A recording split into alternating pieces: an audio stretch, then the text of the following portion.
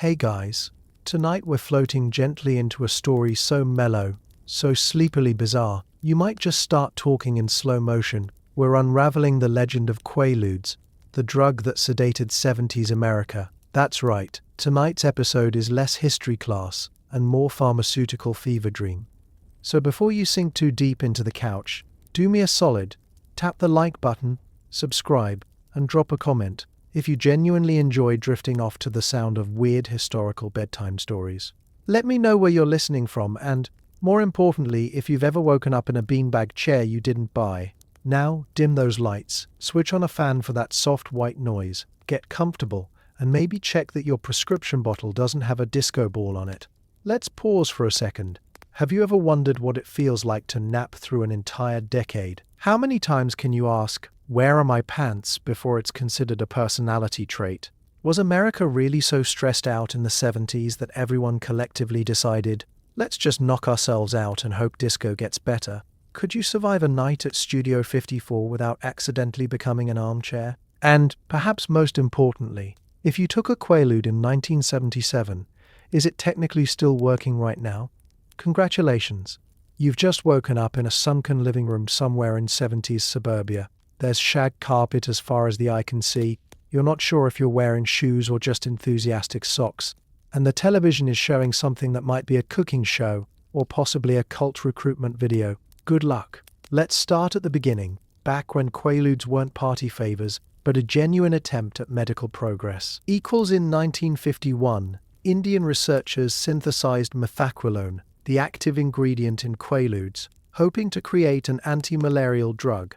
Spoiler alert, it didn't work for malaria. But what it did do was sedate people beautifully. Too beautifully. By the 1960s, pharmaceutical companies realized they had something special on their hands. A sedative that wasn't a barbiturate, didn't seem as dangerous as those older sleeping pills, and made people feel absolutely wonderful. It was marketed as safe, non-addictive, and the perfect solution for insomnia and anxiety. Doctors believed the hype. Patients believed the hype, and for a brief, shining moment, everyone thought Quaaludes were a miracle. The pharmaceutical industry in the 60s was having a moment. Post-war America was anxious, stressed, and looking for chemical solutions to emotional problems. Valium, Librium, and barbiturates were already flying off pharmacy shelves, but they came with baggage, addiction, overdoses, and increasingly bad press. Enter methaqualone, stage left, wearing a white coat and promising to be different. The drug was synthesized by scientists M.L. Gujral and J.R. Gujral in India, who were genuinely trying to cure malaria, one of humanity's oldest enemies. Instead, they accidentally created one of the 70s most notorious party drugs. It's like trying to invent a better mousetrap and accidentally building a disco ball. By 1965, methaqualone was being manufactured under various brand names across Europe and the United States. In America, it was sold as Quaalude by William H. Rohrer, Inc., and as Sopa by Arna Stone Laboratories. The pills were small, white, and stamped with numbers like 714, a detail that would become iconic in drug culture. Doctors prescribed them enthusiastically. Medical journals praised their effectiveness. Patients reported sleeping soundly and waking refreshed, with none of the grogginess associated with barbiturates. It seemed too good to be true, which, as anyone who's ever read a prescription bottle warning label knows, usually means it is. The early success was staggering. Within a few years, millions of prescriptions were being written annually. Pharmaceutical reps visited doctors' offices with samples and glossy brochures. The message was clear: this is the future of sedative medicine. Safe, effective, modern. Patients loved it. Doctors trusted it. And the money? Oh, the money rolled in like a river of prescription pads and insurance claims. Nobody was asking the hard questions yet. Nobody was tracking addiction rates or monitoring how many pills were disappearing from medicine cabinets into coat pockets. The medical establishment had found its new darling, and everyone wanted a piece. What nobody realized, or perhaps what they chose not to realize, was that methaqualone had a personality problem. Yes, it helped you sleep, but it also made you feel incredible, relaxed, confident, euphoric. It didn't just turn off your anxiety, it turned on something else entirely. Users described a warm, floating sensation, like being wrapped in velvet while someone whispered that everything was going to be okay. And unlike barbiturates, which knocked you out cold, Quaaludes let you stay awake if you wanted to, riding that wave of chemical bliss until you either passed out or made decisions you'd regret in the morning. The pharmaceutical companies insisted it wasn't addictive. The studies, they said, showed minimal abuse potential. But those studies were small, short-term, and funded by the very companies selling the drug. It's like asking a fox to guard the henhouse, and then acting surprised when the chickens go missing. Equals by the time anyone started asking serious questions, Quaaludes were already everywhere, and the 70s party was just getting started. So what exactly happens when you swallow a Quaalude? Let's get scientific for a moment. But not too scientific, because this is a sleep channel, and we're all half asleep anyway. Methaqualone is a central nervous system depressant. It slows down your brain activity, relaxes your muscles, and floods your system with a sense of euphoria that feels like being wrapped in a warm, slightly dangerous blanket. Your inhibitions drop, your speech slurs, your legs turn to rubber. You feel confident, sexy, and invincible, right up until you try to walk and realize gravity has other plans. Unlike barbiturates, which could kill you pretty easily, Quaaludes seem gentler, but it seems to be doing a lot of heavy lifting in that sentence. Here's what's happening inside your body. Methaqualone works primarily on your GABA receptors, the neurotransmitters responsible for calming your nervous system. Think of GABA as your brain's brake pedal. When you're anxious or stressed, you're essentially riding with your foot on the gas. Methaqualone slams that brake pedal down hard. Your neurons slow their firing. Your muscles release their tension. Your racing thoughts downshift into a comfortable cruise. For someone with genuine insomnia or anxiety, this is relief. For someone looking to party, this is the opening act. But here's where it gets interesting, and by interesting, I mean dangerous. Methaqualone doesn't just calm you down, it also produces a distinctive euphoria. Users describe it as a body high, a physical pleasure that radiates from your core outward. Your skin becomes more sensitive, music sounds better, lights look prettier, everything feels softer, warmer, more connected. It's like your nervous system is throwing a celebration and inviting all your feel-good chemicals to the party. This is why Quaaludes became recreational. This is why people didn't just take them to sleep, they took them to feel. About 30 to 45 minutes after swallowing the pill, the effects begin. First comes the warmth, spreading through your chest and limbs like you've just sipped hot chocolate laced with confidence. Your muscles loosen. That knot in your shoulders from 8 hours at your desk job? Gone. That anxiety about tomorrow's presentation doesn't exist anymore. You sink into the couch, or the disco floor, or your date's car, and everything feels manageable, even enjoyable. This is the methaqualone sweet spot, when the drug is working exactly as advertised. Then comes the motor impairment. Your legs stop cooperating. Walking becomes an adventure in balance and determination. Straight lines are suggestions, not rules. You're convinced you're moving normally, but to everyone else you look like a newborn giraffe attempting salsa dancing. Your speech slurs, words that seemed perfectly clear in your head, come out jumbled, stretched, or just wrong. You're trying to say, "I'm fine," but it sounds more like, I'm fine, which, let's be honest, is never convincing. The euphoria stays though, that's the hook. Even as your body betrays you, your brain insists everything is wonderful. You're the most charming person at the party. You're definitely capable of driving home. That stranger across the room? Absolutely interested in your opinions about the meaning of life.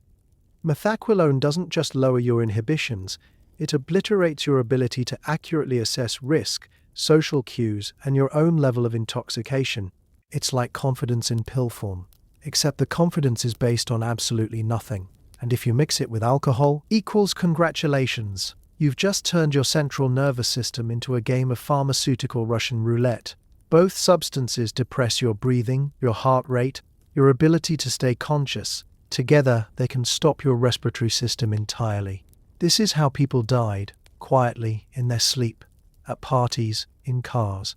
They felt fine right up until they didn't feel anything at all. But we'll get to that later. For now, just know this. Quaaludes made you feel incredible while systematically dismantling your body's ability to function. And that combination, that treacherous mix of pleasure and peril, is exactly why they became the drug of a generation. In the 1960s and early 70s, pharmaceutical companies marketed Quaaludes, sold under brand names like Quaalude, Soper, and Mandrax, as the safe alternative to barbiturates. Doctors were told they were non-addictive. Advertisements showed calm, rested patients waking up refreshed after a good night's sleep. There were no warnings about recreational use because no one imagined people would want to take a sleeping pill to party. Big mistake. Huge. Quaaludes were prescribed for insomnia, anxiety, muscle tension, and pretty much anything else a patient complained about. Got stress? Here's a Quaalude. Can't sleep? Quaalude. Nervous about a date? You guessed it, Quaalude. The pills flooded American medicine cabinets faster than anyone could say potential for abuse. The marketing was slick, professional, and deeply misleading. Pharmaceutical reps descended on doctors' offices like well-dressed evangelists, carrying briefcases full of samples and literature. The message was simple. Barbiturates are old news, dangerous, barbaric even. Methaqualone is modern, safe, the future of sedative medicine. They had studies, conveniently short-term and industry-funded, showing low addiction rates. They had testimonials from patients who slept soundly and woke up without side effects. They had graphs, charts, and enough medical jargon to make any physician feel like prescribing Quaaludes was not just safe, but responsible. Doctors ate it up, and why wouldn't they? The post-war generation was stressed, overworked, and desperate for relief. Women were coming into offices complaining about anxiety, insomnia, and the vague malaise of suburban life. Men were dealing with work pressure and the expectations of being breadwinners. Everyone needed something to take the edge off. Quaaludes seemed like the perfect solution. They worked quickly, didn't require therapy or lifestyle changes, and patients loved them. It was medicine at its most convenient, a pill for every problem. The advertisements were everywhere. Medical journals featured glossy spreads showing serene bedrooms, peaceful sleepers, and mornings filled with sunshine and smiles. The subtext was clear. This is what modern medicine can do for you. No more tossing and turning. No more counting sheep. Just one little pill and 8 hours of uninterrupted rest. What the ads didn't show were the patients who started taking one pill, then two, then four. They didn't show the people who discovered that Quaaludes were even better when you didn't go to sleep. They didn't show the medicine cabinets being raided by teenagers or the prescriptions being forged by addicts. By the early 70s, Quaaludes were everywhere. Doctors prescribed them freely, often after just a brief consultation. I can't sleep. Here's a month's supply. I'm anxious about work. Take one before bed. There was no careful monitoring, no follow-up appointments to check for dependency. Prescription pads were signed, bottles were filled, and patients walked out with enough methaqualone to sedate a small village. Some doctors were negligent, others were simply naive. And a few were running what amounted to pill mills, churning out prescriptions for cash and looking the other way when the same patients returned month after month. The pharmaceutical companies, meanwhile, were printing money. Millions of prescriptions translated to millions in profit. Shareholders were happy. Executives were happy. And somewhere deep in the corporate offices, someone probably knew the truth, that methaqualone was absolutely addictive, that recreational use was exploding, and that their miracle drug was becoming a public health crisis. But there's an old saying in business, it's easier to apologize than to ask permission. Or in this case, it's easier to keep selling pills than to admit you've created a monster. The marketing machine didn't just sell a drug, it sold a fantasy. The fantasy that modern life's problems could be solved chemically, that anxiety, stress, and sleeplessness were just chemical imbalances waiting for the right pill, that you could have it all, the career, the family, the peace of mind, as long as you had a prescription. It was seductive, profitable, and ultimately devastating.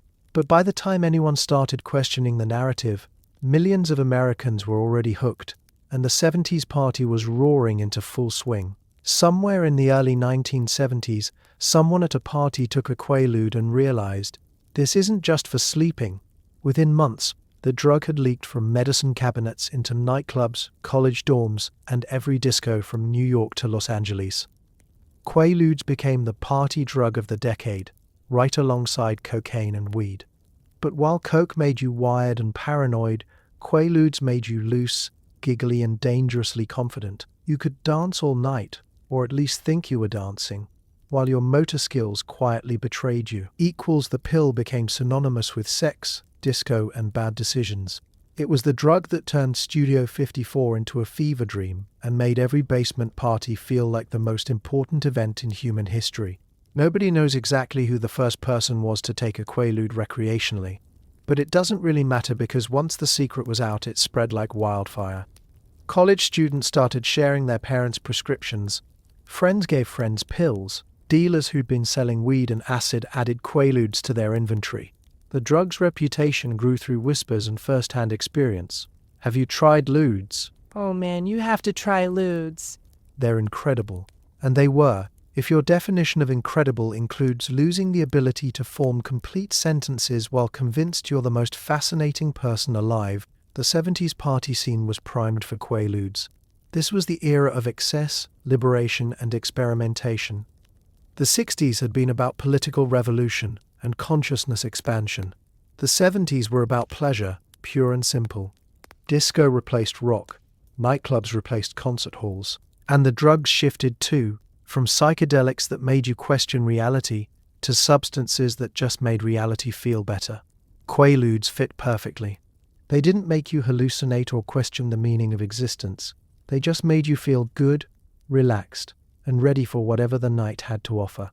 Parties in the 70s had a rhythm. You started with drinks, moved to dancing, and somewhere around midnight, someone pulled out the Quaaludes. They were passed around like after-dinner mints. Nobody questioned it. Nobody worried about dosage or drug interactions. You just swallowed the pill, chased it with beer or champagne, and waited for the magic to happen. And it did happen. The music got better. The lights got more beautiful. Equals your body moved with a fluidity you definitely didn't possess sober. You felt connected to everyone around you, part of something bigger, more important. Of course, you weren't. You were just high. But in that moment it felt transcendent. The disco scene embraced Quaaludes completely. DJs knew their crowds were on Ludes and adjusted the music accordingly. Longer, slower builds, hypnotic bass lines, songs that stretched for 10, 12, 15 minutes. Dancers moved in slow motion, arms raised, eyes closed, lost in the chemical haze. It looked like collective euphoria. It was collective euphoria, at least until someone collapsed on the dance floor or wandered into traffic outside. Nightclubs became pharmacies with mirror balls. Bartenders knew what lemon meant when you whispered it. Coat check girls had seen enough glassy-eyed patrons stumbling past to recognize the signs. And bouncers? They learned to spot the difference between drunk and luded out, though both usually ended with someone getting carried to a cab. The drug's effects were perfect for the social landscape. Quaaludes lowered inhibitions, which made shy people brave and brave people reckless. They enhanced physical sensations, which turned dancing into a full-body experience, and sex into something people wrote bad poetry about the next morning. And they created a sense of camaraderie. Everyone on Ludes was part of the same tribe, riding the same warm, fuzzy wave. It was bonding through chemistry, friendship via pharmaceutical shortcut. But here's the thing about shortcuts. They usually lead somewhere you didn't plan to go. The same drug that made parties magical also made them dangerous. People who couldn't walk straight thought they could drive home. Women who were too sedated to consent were taken advantage of by men who saw opportunity in impairment. Overdoses happened regularly. Someone took 2 pills instead of 1, mixed them with alcohol, and stopped breathing. And yet the party continued because, in the 70s, the party always continued. Quaaludes weren't just discovered by the party scene. They defined it, shaped it, and ultimately helped destroy it. But we're not there yet. For now, we're still in the disco. The lights are still spinning, and someone just handed you a little white pill and a promise that tonight is going to be unforgettable. Let's be honest. Quaaludes earned their reputation as the ultimate love drug. Users reported heightened sensations, lowered inhibitions, and a sense of euphoria that made everything, including intimacy, feel better. Of course, what they didn't mention in the moment was that the drug also impaired judgment, delayed orgasms, and occasionally left people too sedated to remember what happened at all. Still, in the 70s, Quaaludes were considered an aphrodisiac. They were handed out at parties like mints. People took them before dates, during dates, and after dates. Bill Cosby later admitted to giving them to women, which, yeah, that's a whole different, much darker story. But in the heyday of disco, Quaaludes was seen as the chemical key to unlocking pleasure, confidence, and connection, even if that connection was mostly imaginary. The link between Quaaludes and sex wasn't accidental. Methaqualone enhanced physical sensations. Touch felt more intense, pleasure lasted longer, and the drug's muscle-relaxing properties made everything feel easier, more fluid. For people who were anxious about intimacy or insecure about their bodies, Quaaludes offered chemical courage. You stopped worrying about how you looked, what sounds you made, whether you were doing it right. The drug whispered that you were perfect exactly as you were, and for a few hours, you believed it. This made Quaaludes wildly popular in the dating scene. Singles bars in the 70s weren't just serving drinks, they were serving opportunities, and Quaaludes were part of the transaction. A man might offer a woman a pill as a gesture of generosity, a shared experience, a way to break the ice. Sometimes it was consensual. Sometimes it wasn't. The line blurred constantly because the drug itself was a blur. Women who took Quaaludes voluntarily found their judgment impaired. Women who were given them secretly found themselves in situations they never agreed to. And because the drug caused memory loss, especially when combined with alcohol, many victims couldn't even piece together what had happened until hours or days later. The sexual revolution of the 60s had promised liberation, but the 70s twisted that promise into something darker. Quaaludes were marketed, not officially, but culturally, as the drug that made women more available, more compliant, more willing. This wasn't liberation, it was exploitation, dressed up in disco lights and smooth talk. Men learned that a woman on Quaaludes was easier to persuade, easier to undress, easier to forget about in the morning. The drug didn't enhance intimacy, it erased boundaries. And in an era where consent was barely discussed and date rape wasn't even a term people used, Quaaludes became a predator's tool. Bill Cosby's admission that he obtained Quaaludes to give to women he wanted to have sex with shocked the public when it emerged decades later, but it shouldn't have. He wasn't an outlier, he was just the most famous example of a widespread practice. Across America, in apartments and hotel rooms and backstage lounges, men were using Quaaludes to facilitate sex that ranged from dubiously consensual to outright assault. The drug was so common, so socially acceptable, that victims often didn't even realize they'd been drugged. They thought they'd just had too much to drink or made bad decisions. The shame fell on them, not on the men who'd weaponized a prescription medication.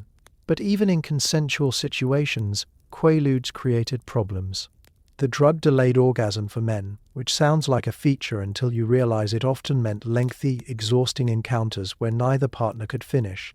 Women reported feeling pleasure but also feeling distant, disconnected from their own bodies. The euphoria was real, but so was the numbness. And the next morning brought its own challenges, hazy memories, bruises you couldn't explain, and the creeping realization that the incredible connection you'd felt was mostly pharmaceutical fiction. The myth persisted, though. Throughout the 70s and into the 80s, Quaaludes maintained their reputation as a sex drug. People chased the experience, convinced that the next time would be different, better, more like the stories they'd heard. They weren't chasing intimacy, they were chasing a chemical feeling that mimicked intimacy while stripping away the vulnerability, communication, and genuine connection that makes sex meaningful. Quaaludes didn't bring people closer together, they just made them forget they were alone. And in the harsh light of morning, when the drug wore off and reality reasserted itself, that loneliness was still there, waiting. Only now it came with a hangover and a phone number you couldn't quite remember asking for. If there was a Mount Olympus for Quaalude culture, it was Studio 54, the infamous Manhattan nightclub where the beautiful, the rich, and the reckless gathered to dance, drink, and dose themselves into oblivion. Quaaludes were everywhere. Celebrities popped them. Models popped them. Even the guy sweeping the floor probably popped one just to make it through the night. The drug fit perfectly into the disco aesthetic, hedonistic, hazy, and completely unsustainable. People danced until dawn, limbs loose, eyes glassy, convinced they were living in a utopia of glitter and bass. Of course they weren't. They were just high. But for a few years in the mid-70s, it felt real. And Studio 54 was the altar where America worshipped at the Church of Quaaludes. Studio 54 opened its doors in 1977, and from the first night, it was clear this wasn't just a nightclub, it was a cultural phenomenon. The velvet rope outside became legendary. Thousands of people lined up every night, desperate to get in, while doormen selected only the most beautiful, most famous, or most interesting. Inside, the rules of normal society dissolved. Celebrities mingled with drag queens, bankers danced next to artists, and everyone, regardless of social status, had access to the same menu of chemical enhancements: cocaine for energy, champagne for celebration, and Quaaludes for that warm liquid feeling that made everything perfect. The club's owners, Steve Rubell and Ian Schrager, didn't just tolerate drug use, they encouraged it.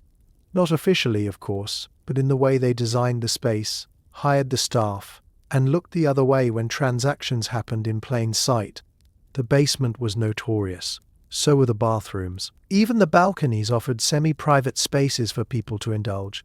Quaaludes were part of the Studio 54 experience, as integral to the night as Donna Summer on the sound system, or the man in the moon snorting cocaine that hung from the ceiling. Yes, that was real. The typical Studio 54 night went something like this. You arrived around midnight, already fashionably late by normal standards but early for disco time. You fought your way to the bar, ordered an overpriced drink, and scanned the crowd for familiar faces or interesting strangers. Someone, maybe a friend, maybe an acquaintance, maybe someone you'd just met 30 seconds ago, offered you a Quaalude.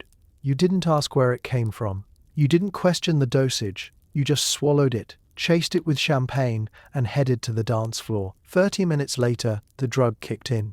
The music, already loud, became a physical presence. You felt the bass in your chest, the hi-hat in your spine. Your body moved without conscious thought, following rhythms you didn't know you understood.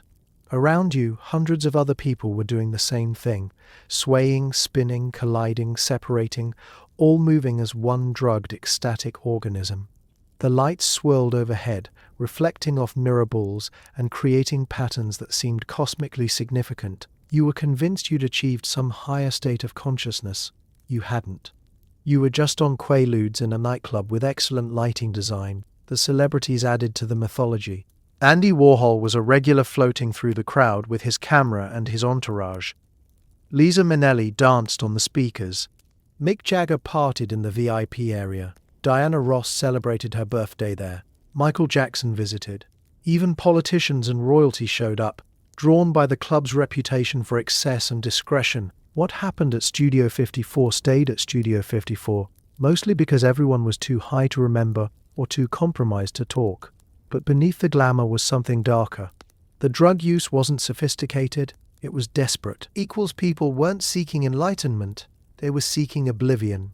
The Quaaludes that made everything feel wonderful also made people vulnerable. Sexual encounters happened in shadowy corners, often between partners too intoxicated to consent meaningfully.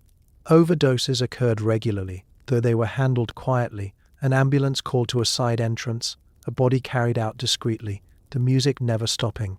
The club had a first aid station for a reason, and it wasn't because of twisted ankles. Studio 54 lasted less than 3 years before legal troubles and tax evasion charges shut it down.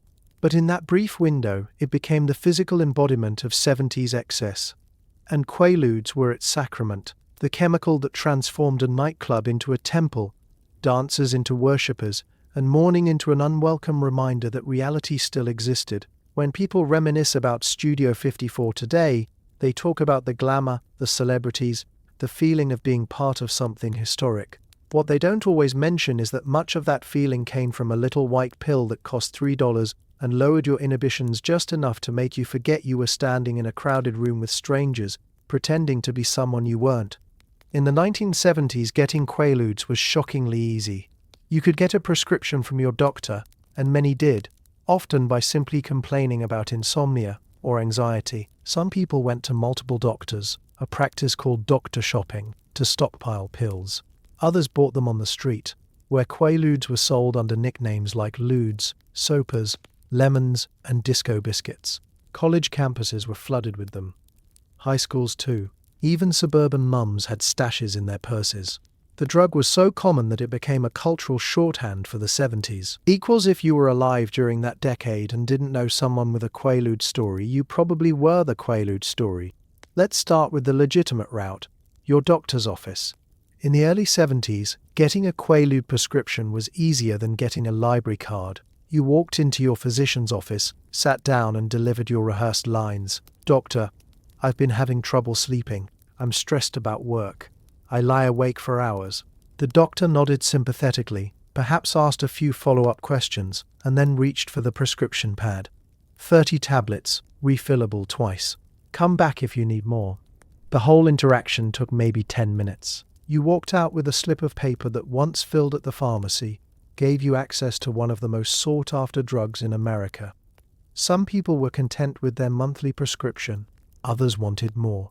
Enter doctor shopping, the practice of visiting multiple physicians to obtain multiple prescriptions for the same drug. It wasn't particularly difficult. Medical records weren't computerized, doctors didn't communicate with each other, pharmacies didn't have databases to flag suspicious activity. You could see 5 different doctors in 5 different neighborhoods, tell each of them the same story about insomnia, and walk away with 5 separate prescriptions. Some people had systems, spreadsheets tracking which doctor they'd visited when, which pharmacy they'd used, which insurance company had been billed. It was fraud, technically, but it was widespread and rarely prosecuted. Then there were the pill mills, medical practices that existed primarily to write prescriptions for cash. These weren't legitimate doctors helping patients. These were operations designed to profit from addiction. You'd hear about them through word of mouth. There's a doctor on 5th Street who'll write you whatever you want, no questions asked. You'd show up, pay $50 in cash, and leave with prescriptions for Quaaludes, Valium, Percodan, whatever you requested. The examination might last 2 minutes. The doctor might not even look up from his desk. These practices operated openly for years before anyone shut them down, and even then, they just relocated and started again under a different name. For people who didn't want to bother with doctors, the street offered an easier option. Drug dealers in the 70s diversified their inventory. Alongside weed and cocaine, they sold Quaaludes. The pills were cheap, usually between $3 and $5 each, and readily available.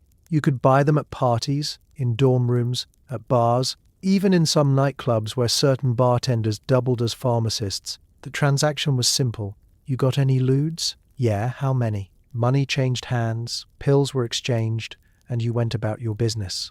College campuses were particularly saturated. Students shared prescriptions like they shared lecture notes. Fraternity houses kept communal stashes. Dealers, often students themselves, operated openly, selling Quaaludes alongside beer and pizza. Campus security knew what was happening, but rarely intervened. It wasn't seen as a serious problem yet. Just kids being kids, experimenting with drugs like every generation before them. The fact that those kids were buying drugs that could kill them, if mixed with alcohol, didn't seem to register as cause for concern. High schools weren't immune either. Teenagers stole pills from their parents' medicine cabinets and brought them to school. They sold them in bathrooms, parking lots, even during class if they were bold enough. The pills were small, easy to hide, and didn't have the stigma attached to harder drugs like heroin. Parents who discovered their Quaaludes were missing often blamed forgetfulness rather than considering their children might be taking them. After all, these were prescription medications, not street drugs. How bad could they be? The ease of access created a false sense of safety. If doctors were prescribing Quaaludes, and they were available everywhere, they must be relatively harmless, right? Wrong. But that realization came later, after the overdoses piled up, after the assault cases multiplied, after an entire generation learned the hard way that availability doesn't equal safety. In the 70s, though, getting Quaaludes was as easy as getting beer, and significantly easier than getting an honest answer about whether they were actually safe to take. The pills were everywhere, and so was the destruction they caused. But we're getting ahead of ourselves. For now, just know this. If you wanted Quaaludes in 1975, you could have them within an hour. No questions asked, no warnings given, and no idea what you were really getting yourself into. Imagine this. You've just taken a Quaalude. At first nothing happens. Then, about 30 minutes in, a warm wave rolls through your body. Your muscles relax, your thoughts slow down, you feel confident, sexy, and completely in control, which is ironic because you're absolutely not. Your speech starts to slur. Your legs feel like they're made of cooked spaghetti. You try to walk and discover that straight lines are a myth. Everything is funny. Everyone is attractive. The music sounds better. The lights look prettier. You're convinced you're having the best night of your life. And then you wake up the next morning with no memory of how you got home, a bruise on your shin, and someone else's jacket. Let's walk through the experience chronologically. Because the Quaalude high had distinct phases, each with its own particular brand of chemical deception. You swallow the pill, usually a small white tablet stamped with numbers or a brand name, and chase it with beer, wine, or soda. For the first 20 to 30 minutes, you feel nothing. This is the waiting period, and it's where inexperienced users make their first mistake. It's not working, they think, and take another pill. Congratulations, you've just guaranteed that you'll spend the next 6 hours unable to form complete sentences or remember your own address. Then the onset hits. It's gentle at first, subtle. You notice your shoulders dropping, tension you didn't even realize you were carrying, suddenly evaporating. Your jaw unclenches. That knot in your stomach from stress or anxiety, or just being alive in modern society, it unwinds. You take a deep breath, and for the first time in maybe weeks, it feels like your lungs actually fill all the way. This is the moment people fall in love with Quaaludes. This is the moment that makes them come back again and again. The warmth spreads outward from your core, flowing down your arms and legs like warm honey. Your skin becomes more sensitive. The fabric of your shirt feels softer. The air feels cooler. Every sensation is slightly heightened. Someone touches your arm while talking to you, and it's like every nerve ending wakes up at once. This is why Quaaludes became associated with sex. Everything physical feels better, more intense, more connected. You're not just experiencing your body, you're finally present in it. Your mind enters a state of supreme confidence. Every self-doubt you've ever had about your appearance, your intelligence, your worthiness of love and attention just vanishes. You look in a mirror and genuinely like what you see. You join a conversation and believe, truly believe, that everyone is hanging on your every word. That joke you're about to tell? Funniest thing ever conceived. That person you've been too shy to talk to? Definitely interested in you. The Quaalude doesn't just lower your inhibitions. It reconstructs your entire self-image in real time. Then the motor impairment begins to assert itself. You stand up to get another drink, and your legs have other ideas. They're not exactly disobeying you, but they're interpreting your commands very loosely. Walk forward becomes drift, vaguely in a forwardish direction, while using walls for support. Stairs become mountaineering expeditions. Curbs become existential challenges. You bump into furniture, misjudge distances, and lose arguments with doors. But here's the thing, you don't care. The Quaalude assures you that your grace and coordination are intact. It's just that the floor is moving. Obviously. Your speech follows a similar trajectory. Words that seemed perfectly clear in your head emerge, slurred, stretched, or completely transformed. You're trying to say, this music is amazing, but it comes out as, this is music, is amazing. And you don't even notice because everyone else at the party sounds exactly the same. Conversations become loops. You tell the same story 3 times in 20 minutes, forgetting that you've already shared it. Someone tells you their name, and it evaporates from your memory before they finish saying it. You nod sagely at things you don't understand and laugh at jokes you didn't actually hear. The peak of the high lasts for several hours, though your perception of time becomes unreliable. 5 minutes can feel like an hour. An hour can disappear in what seems like seconds. You're untethered from normal temporal reality, floating in a present that stretches infinitely in all directions. This is why people on Quaaludes could dance for hours without realizing how long they'd been moving. Time became negotiable. Eventually, if you haven't taken more pills or mixed them with other substances, the high begins to fade. The confidence recedes first, leaving you with the motor impairment but none of the euphoria to justify it. You start to realize how drunk you sound, how unstable your legs are, how many people have noticed you're absolutely obliterated. The warmth cools. The music gets annoying. The lights are too bright.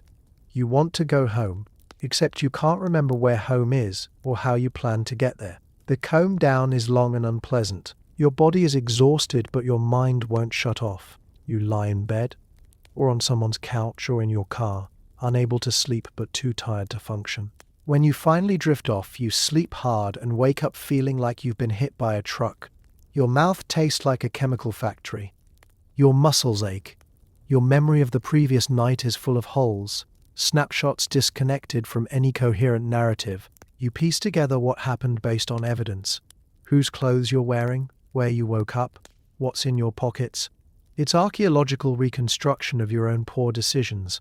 And despite all of this, the slurred speech, the motor impairment, the memory loss, the brutal hangover, you remember that warmth, that confidence, that feeling of everything being perfect, and you think, maybe just one more time. For all the fun and games, Quaaludes had a vicious dark side.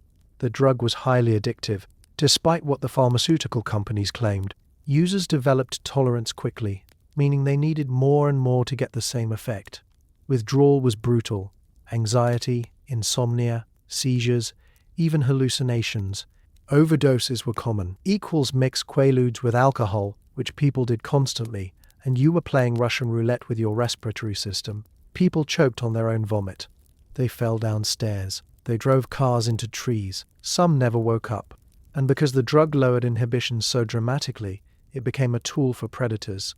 Women were dosed without their knowledge. Consent became murky, then non-existent. What started as a party drug became something much darker. The addiction sneaked up on people. Unlike heroin, which announced itself immediately as a serious problem, Quaalude addiction developed gradually. You started taking one pill to sleep, then you took one to relax after work, then one before social events to calm your nerves, then two because one wasn't enough anymore. Before you realized what was happening, you were taking 4 or 5 pills a day just to feel normal. Your medicine cabinet was empty, your doctor was suspicious, and you were calling old friends, not to catch up, but to ask if they had any ludes they could spare. Tolerance developed rapidly. The same dose that once sent you floating into euphoria now barely took the edge off. You needed more, always more. This is where recreational use became dangerous, because users chased that original high by increasing doses to levels that could stop their breathing.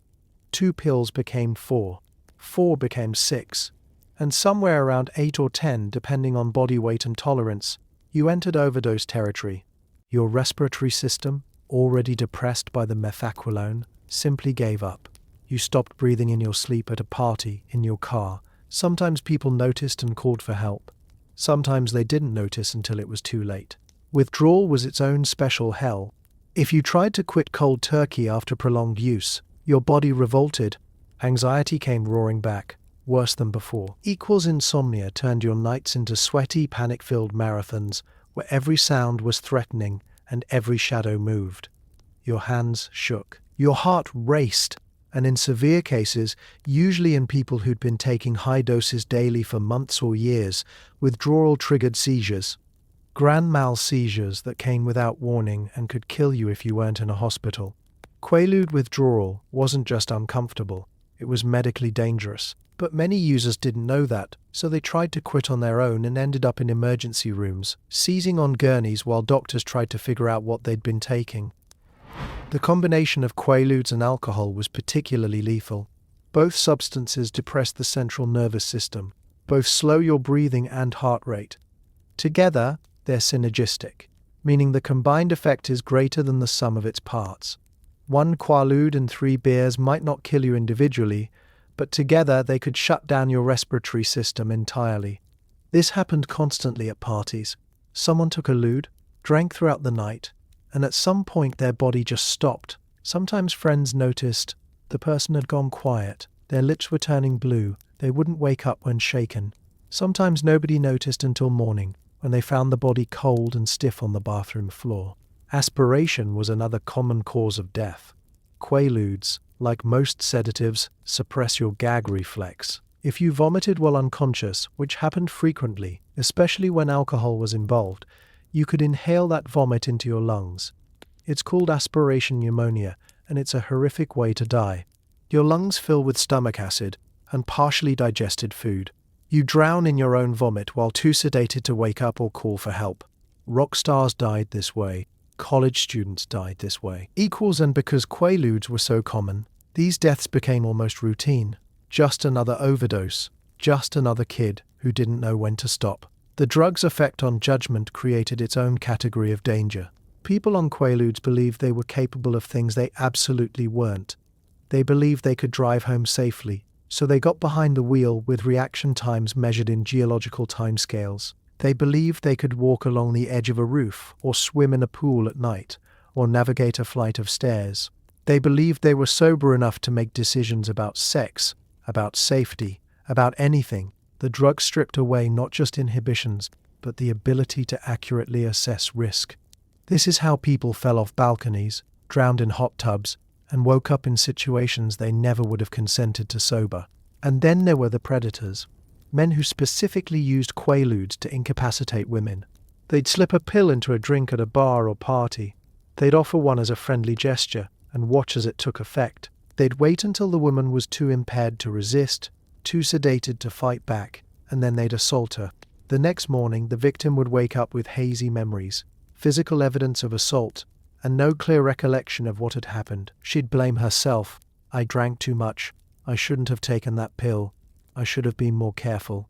The shame and self-blame kept many victims silent, and the predators continued, knowing that Quaaludes were the perfect weapon, legal, easily obtained, and effective at erasing memory while maintaining physical compliance. The pharmaceutical companies knew. They had to have known. Reports of addiction, overdoses, and abuse were piling up by the mid-70s. Emergency rooms were treating Quaalude-related cases daily. Medical journals were publishing studies showing the drug's potential for dependency. But the pills kept being manufactured, prescriptions kept being written, and the official line remained the same: when used as directed, methaqualone is safe and non-addictive. It was a lie, profitable and lethal.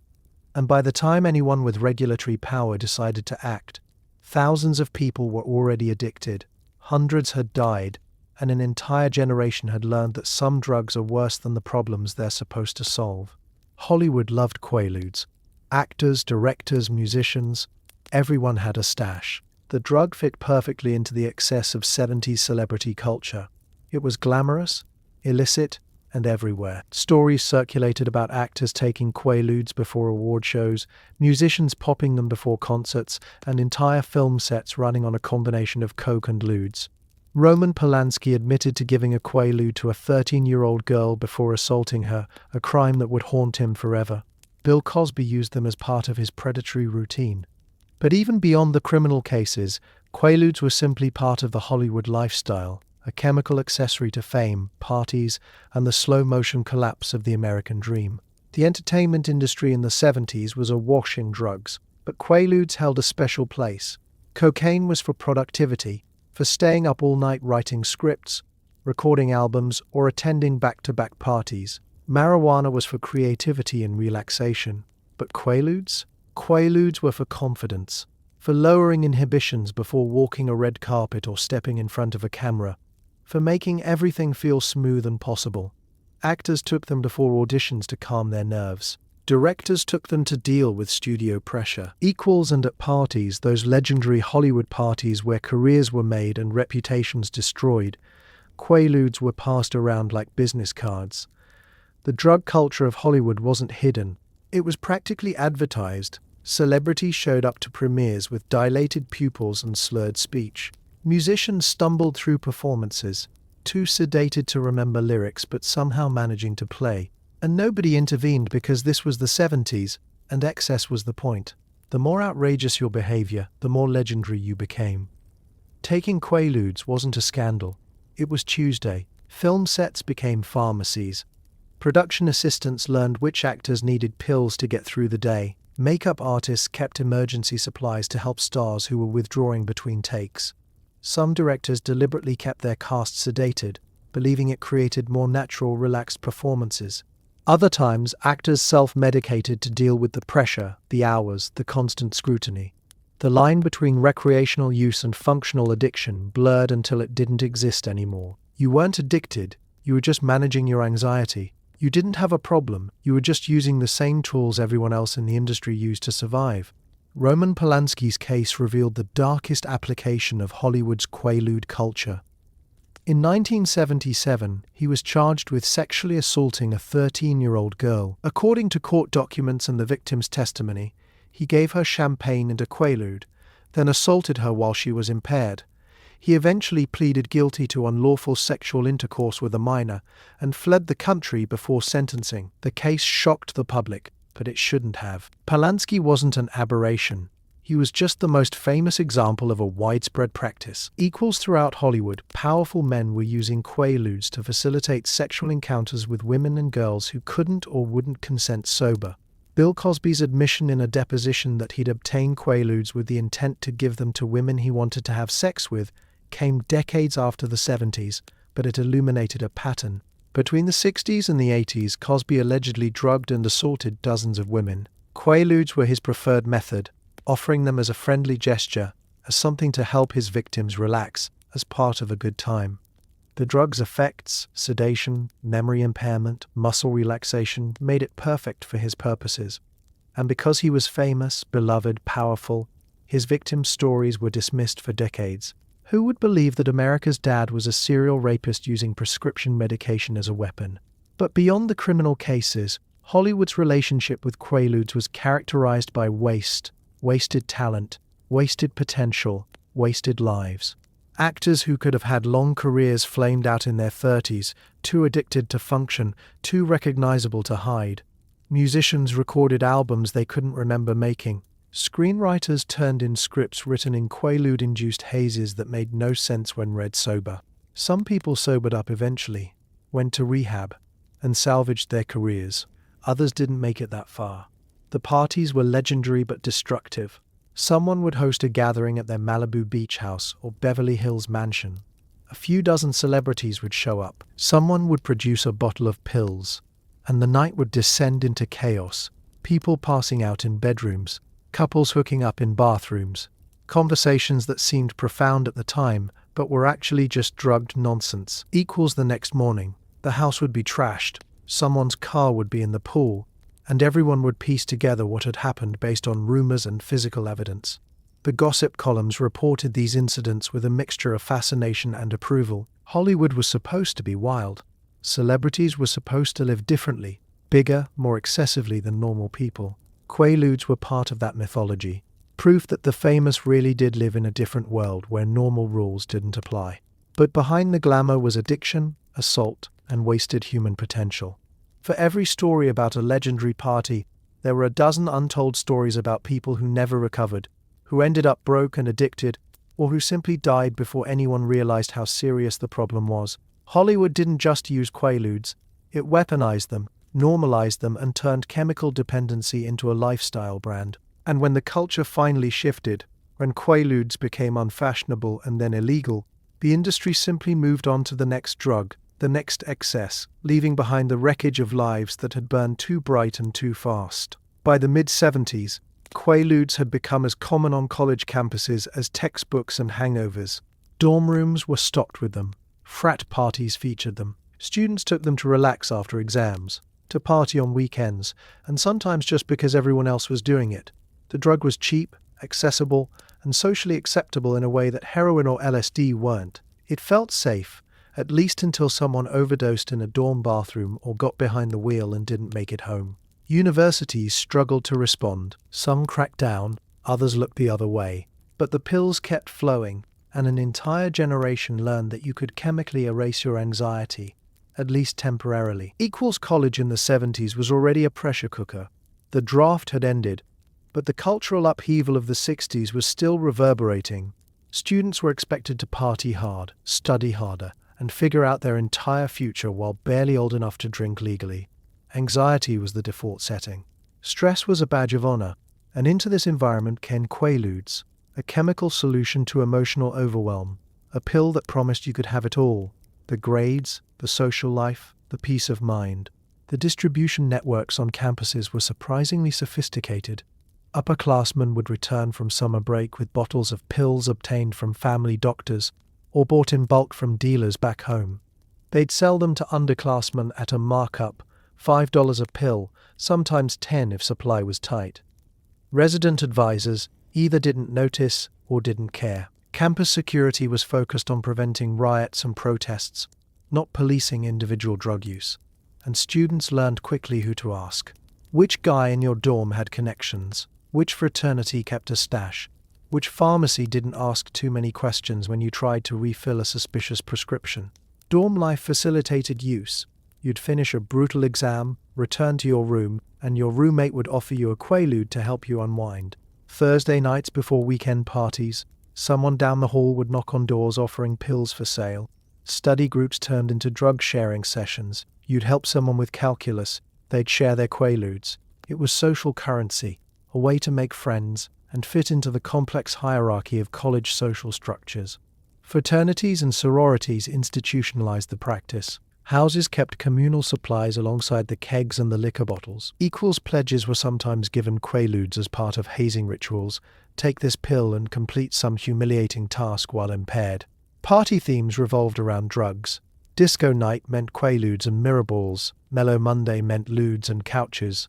Anything Goes Thursday meant whatever combination of substances you could survive. The drugs weren't hidden or shameful. They were advertised, celebrated, and expected. The academic pressure drove much of the use. Students who struggled with anxiety around exams self-medicated. Quaaludes helped them sleep before big tests, calmed their nerves before presentations, and made social situations bearable for those who felt perpetually awkward. The problem was that the pills didn't actually solve anything. They just masked the symptoms while creating new problems. Students developed tolerance. They needed pills to function normally. Their grades suffered because you can't learn effectively when you're constantly sedated. And some never made it to graduation because addiction derailed everything. Overdoses became tragically common. Every semester, every campus had stories. A freshman took too many pills while drinking at a party and didn't wake up. A senior mixed Quaaludes with alcohol and choked on his own vomit. A student stumbled downstairs while impaired and broke her neck. These weren't rare incidents. They happened regularly enough that universities developed protocols for responding to drug-related medical emergencies. Campus health centers kept supplies of activated charcoal and naloxone. RAs were trained to recognize overdose symptoms. And still, students kept taking the pills because the social pressure to party, to fit in, to experience college as one long, drug-fueled adventure was overwhelming. Sexual assault on campus was exacerbated by Quaaludes. Equals women who were given pills without their knowledge, or who took them voluntarily but didn't understand how impaired they'd become, found themselves assaulted by male students who saw their sedation as opportunity. The victims often blamed themselves. I shouldn't have taken that pill. I shouldn't have trusted him. I should have been more careful. Campus authorities frequently dismissed or minimized these cases, treating them as regrettable miscommunications rather than crimes. The men responsible rarely faced consequences, and the message to other would-be predators was clear. Quaaludes work, and you probably won't get caught. Parents were largely oblivious. When they visited campus, their children hid the pills, performed sobriety, and presented the image of studious young adults pursuing education and opportunity. During phone calls home, students didn't mention the 3-day benders, or the blackouts, or the growing tolerance that meant they needed more pills every week. Some parents did discover their children's use, either through declining grades, financial problems, or the dreaded phone call from campus security, but many remained in the dark until something catastrophic happened. By the late 70s, some universities began responding more aggressively. Counseling centers offered support for students struggling with substance abuse. Campus police increased patrols and penalties for possession. Health education programs included information about Quaaludes' dangers, but it was reactive rather than preventive, closing the barn door after the horses had not only escaped, but thrown a party in the neighboring field and crashed a car into the barn. The damage was already done. An entire cohort of students had normalized prescription drug abuse, learned that chemical solutions were easier than addressing underlying problems, and carried those lessons into adulthood, where they'd perpetuate the cycle with different drugs, different pressures, and the same underlying denial that there was a problem worth addressing. If disco was Quaaludes' spiritual home, rock and roll was its backup band. Musicians loved the drug. It helped them relax before shows, come down after gigs, and numb the exhausting grind of life on the road. The Rolling Stones sang about them. David Bowie took them. Elton John probably had a piano-shaped dispenser. Quaaludes were part of the rock and roll lifestyle, a chemical companion to the sex, drugs, and music trifecta. But while coke gave you energy and weed made you creative, Quaaludes just made you slow, sloppy, and dangerously overconfident. Still, for a while, they were everywhere. Backstage, on tour buses, in recording studios, and in the lyrics of songs that celebrated excess without questioning the cost. The music industry in the 70s ran on chemicals. Cocaine was for the long studio sessions and the marathon tours. Heroin was for the dark introspection and the tragic artist mystique. Marijuana was for creativity and collaboration. But Quaaludes occupied their own niche. They were for unwinding after the show, for silencing the adrenaline that kept you wired even when you were exhausted, for making the tedium of travel tolerable. Musicians popped ludes on airplanes, in hotel rooms, in the back of limousines between venues. The drug helped them transition from the superhuman energy required on stage to something resembling normal human existence. Backstage at concerts, Quaaludes were as common as guitar picks. Roadies kept supplies. Managers distributed them like vitamins. Band members shared them with groupies, journalists, and anyone else lucky enough to have backstage access. Taking a Quaalude with a rock star became a rite of passage, a story you'd tell for years. Remember that time I got high with Insertus, and we talked about the meaning of existence for 6 hours? Of course, what actually happened was, you both took pills, sat on a couch slurring incoherently, and neither of you remembered the conversation the next morning. But the mythology persisted. The effects on performance were mixed. Some musicians claimed Quaaludes helped them relax on stage, loosened them up, made them feel more connected to the audience.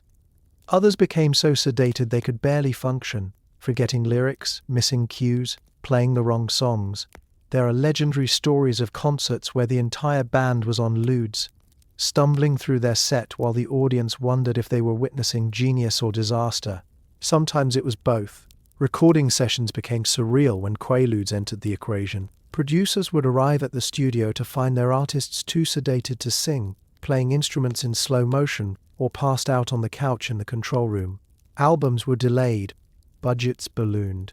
But some argued that the drug enhanced creativity, that the looseness, the lack of inhibition, produced more honest, emotional performances. Whether that's true or just retroactive justification for drug abuse is debatable. What's certain is that a lot of 70s music was created by people who were absolutely obliterated on prescription sedatives. The tour bus lifestyle facilitated constant use. Musicians lived out of suitcases, sleeping in different cities every night, subsisting on catering food and whatever substances helped them cope. Quaaludes became part of the routine. Take one after the show to come down, take one before bed to sleep, take one in the morning to deal with the hangover from the combination of ludes and alcohol you consumed the night before. It was a cycle that burned people out, aged them prematurely, and sometimes killed them. Lyrics began referencing the drug explicitly. Songs celebrated getting high, described the feeling of being on ludes, or coded references that fans understood perfectly. The music became both documentation and advertisement, proof that musicians lived differently, more intensely, more dangerously than their audiences. Fans idolized this lifestyle without understanding its cost. They saw the glamour, the sold-out shows, the backstage parties, the beautiful people, without seeing the addiction, the overdoses, the musicians who didn't survive their 20s. David Bowie's 70s output coincided with his heaviest drug use, including Quaaludes. He later described entire periods he couldn't remember, albums he recorded while so high he had no recollection of the sessions. The music was brilliant, innovative, era-defining. But Bowie himself was barely present, chemically absent from his own life. He eventually sobered up and looked back on those years with a mixture of pride in the work and horror at how close he'd come to not surviving. The Rolling Stones' relationship with Quaaludes was similarly complicated. They sang about drugs, took drugs, and built their image around excess. Keith Richards survived combinations of substances that should have killed him multiple times over. Mick Jagger maintained function better, but wasn't immune to the era's excesses. The band became symbols of survival, proof that you could live hard and somehow make it out the other side. But for every Rolling Stone who survived, there were dozens of other musicians who didn't, whose names are forgotten. whose potential was snuffed out by the same drugs they'd used to fuel their creativity. By the early 80s, the music industry's relationship with Quaaludes ended abruptly when the drug became illegal and harder to obtain. Musicians moved on to other substances, more cocaine, then crack, then prescription opioids in later decades. The Quaalude era became nostalgic, romanticized in retrospect as a time of creative freedom and chemical exploration. But for those who lived through it, who lost friends and colleagues and pieces of themselves to those little white pills, the nostalgia was more complicated. The music survived, the myths survived, but a lot of the people who created them didn't. And their absence is the price the culture paid for turning chemical dependency into a lifestyle and addiction into art. By the late 1970s, even the government couldn't ignore the Quaalude problem anymore. Emergency rooms were flooded with overdoses, car accidents involving the drug were spiking, reports of sexual assault linked to Quaaludes were mounting. In 1978, the DEA reclassified methaqualone as a Schedule II controlled substance, meaning it had accepted medical use but high potential for abuse. Doctors were told to stop prescribing it so freely. Pharmacies tightened controls, but it was too late. The drug was already everywhere, and the black market was thriving. Reclassification didn't stop Quaaludes. It just drove them underground, where they became even more dangerous. The government's response to Quaaludes followed a predictable pattern: deny there's a problem, minimize the problem, and finally act only after the body count becomes too embarrassing to ignore. Equals throughout the early and mid-70s, federal agencies received reports from emergency rooms, poison control centers, and law enforcement about methaqualone's abuse potential. These reports sat in filing cabinets while pharmaceutical companies continued manufacturing millions of pills and doctors continued writing thousands of prescriptions monthly. The FDA had approved methaqualone based on limited clinical trials that showed it was effective for sleep and supposedly had low addiction potential. Those trials were funded by the manufacturers and designed to produce favorable results. Independent research telling a different story was either ignored or dismissed as anecdotal. By 1976, the evidence was overwhelming. Hospital admissions for Quaalude-related emergencies had increased by over 300% in just 5 years. Toxicology reports from fatal car accidents increasingly showed methaqualone in victims' bloodstreams. Police departments reported that the drug was showing up at crime scenes, particularly sexual assaults. Medical examiners were seeing patterns. Young people, previously healthy, dead from respiratory depression caused by combining Quaaludes with alcohol. The data was screaming that methaqualone was dangerous, addictive, and being widely abused. But pharmaceutical companies had powerful lobbies, campaign contributions, and expensive lawyers. Change came slowly. The reclassification to Schedule II in 1978 was meant to restrict access while acknowledging the drug still had legitimate medical uses. Schedule II drugs require special prescription forms, can't be refilled without a new prescription, and are tracked more carefully by pharmacies and the DEA. Doctors were warned to prescribe more conservatively. Equal state medical boards threatened to investigate physicians who were writing excessive numbers of prescriptions. On paper, these measures should have reduced availability. In practice, they barely made a dent. The black market adapted instantly. Street dealers who'd been supplementing their income by selling diverted prescription pills now became primary suppliers. The price went up from $3 to $5 per pill to $8 to $12, but demand remained strong. Users who'd been getting pills from their doctors simply switched to buying them illegally. Doctor shopping became riskier, but still possible for those desperate enough. And pill mills, those medical practices that existed primarily to write prescriptions for cash, just became more discreet, operating out of less obvious locations and requiring personal referrals rather than advertising openly. International production filled the gap. India, where methaqualone had been synthesized originally, still manufactured the drug for export. So did several European countries. These pills entered the United States through Mexico, Canada, and via mail order from overseas pharmacies that didn't ask too many questions. Customs agents couldn't catch everything. For every shipment seized at the border, a dozen others made it through. The DEA was fighting a war it couldn't win, demand was too high, profit margins were too attractive, and the drug itself was too easy to manufacture for any regulatory framework to contain it effectively. Congress held hearings. Politicians gave speeches about protecting America's youth. Task forces were formed. But the fundamental problem remained. Millions of Americans were already addicted or dependent on Quaaludes, and telling them the drug was now more controlled didn't make them stop wanting it. It just made them more creative about obtaining it.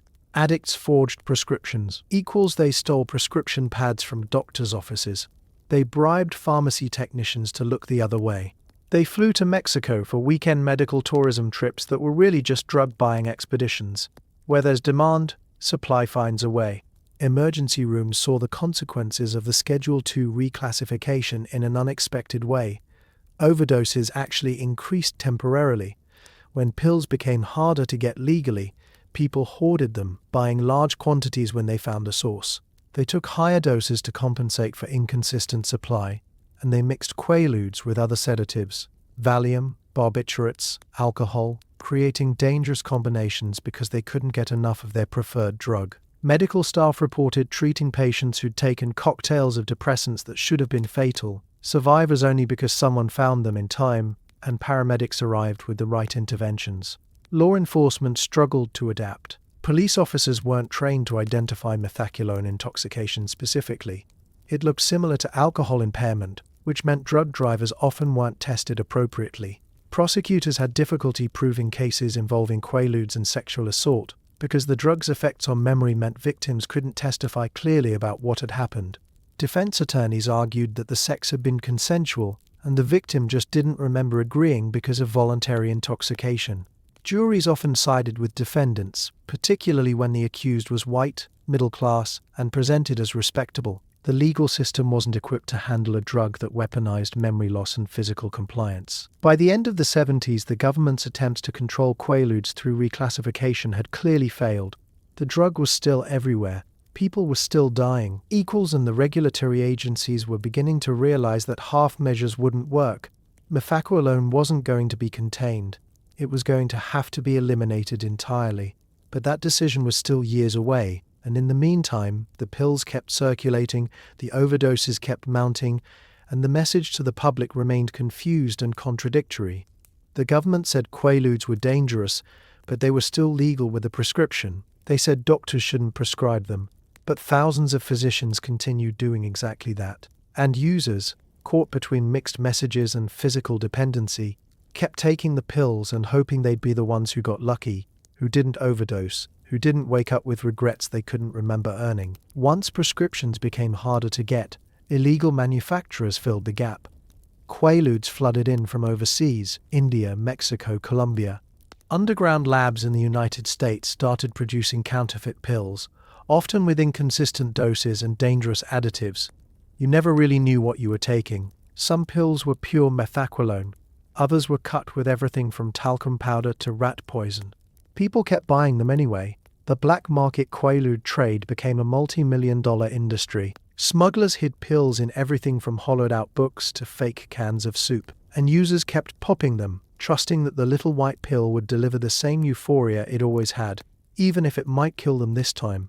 The economics of black market Quaaludes were straightforward: high demand, relatively easy production, and massive profit margins. A pill that cost pennies to manufacture in an overseas lab could be sold for $10 to $15 on American streets. Equals a single shipment of 10,000 pills represented $50,000 in wholesale value and potentially $150,000 in retail sales. For organized crime groups and independent entrepreneurs alike, this was too lucrative to resist. The Quaalude trade attracted everyone from small-time dealers looking to supplement their income to international smuggling operations moving pills by the hundreds of thousands. India became the primary source of black market methaqualone. The country's pharmaceutical industry was sophisticated enough to produce high-quality drugs, but loosely regulated enough that manufacturers could produce for both legitimate medical markets and illegal export without much government interference. Indian-made Quaaludes, stamped with the same numbers and brand names as the legitimate versions, were virtually indistinguishable from pills prescribed by doctors. They came in bottles and blister packs, looking exactly like what you'd get from a pharmacy. This made them easy to smuggle and easy to sell. Buyers believed they were getting pharmaceutical-grade drugs. which was sometimes true and sometimes very much not. Mexico served as a major transit point. Pills manufactured in India or Colombia would be shipped to Mexico, then moved across the U.S. border using the same routes and methods employed for marijuana and cocaine trafficking. Smugglers hid pills in spare tires, false-bottomed suitcases, hollowed-out furniture, and the body cavities of people willing to swallow condoms filled with pills for the right price. Border agents couldn't catch everything. Customs had limited resources and were focused primarily on harder drugs like heroin equals Quaaludes being prescription medications rather than obviously illegal narcotics. Sometimes slipped through even when discovered. Agents weren't always sure whether they'd found legitimate medications being imported for personal use or large-scale smuggling operations. Domestic production emerged to meet demand that imports couldn't satisfy. Underground chemists, often people with some pharmaceutical or chemistry background, set up labs in residential houses, warehouses, and rural properties.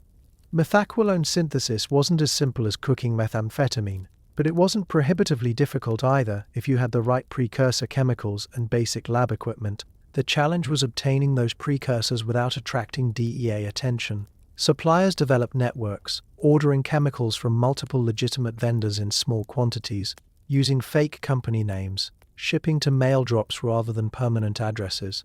The quality control problem became serious. Pharmaceutical companies producing legitimate Quaaludes had standardized manufacturing processes, quality testing, and consistent dosing. Black market producers had none of that. One batch might contain 300 milligrams of methaqualone per pill, a standard dose.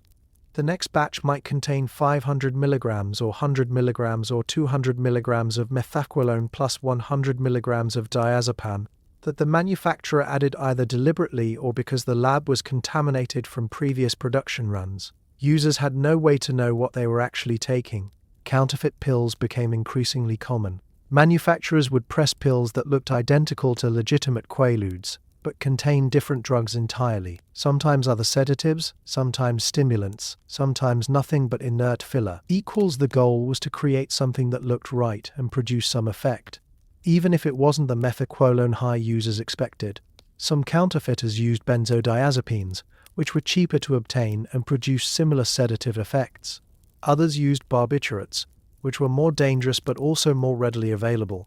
A few particularly unscrupulous operators used antihistamines or muscle relaxants, anything that would sedate someone enough to pass as a Quaalude until the buyer was too far away to complain. The distribution networks were surprisingly sophisticated. At the top were importers bringing in bulk shipments, tens of thousands of pills at a time. They sold to regional distributors, who broke down the shipments into smaller lots and moved them to cities across the country. Regional distributors sold to local dealers, who sold to street-level operators, who sold to users. Each level added markup.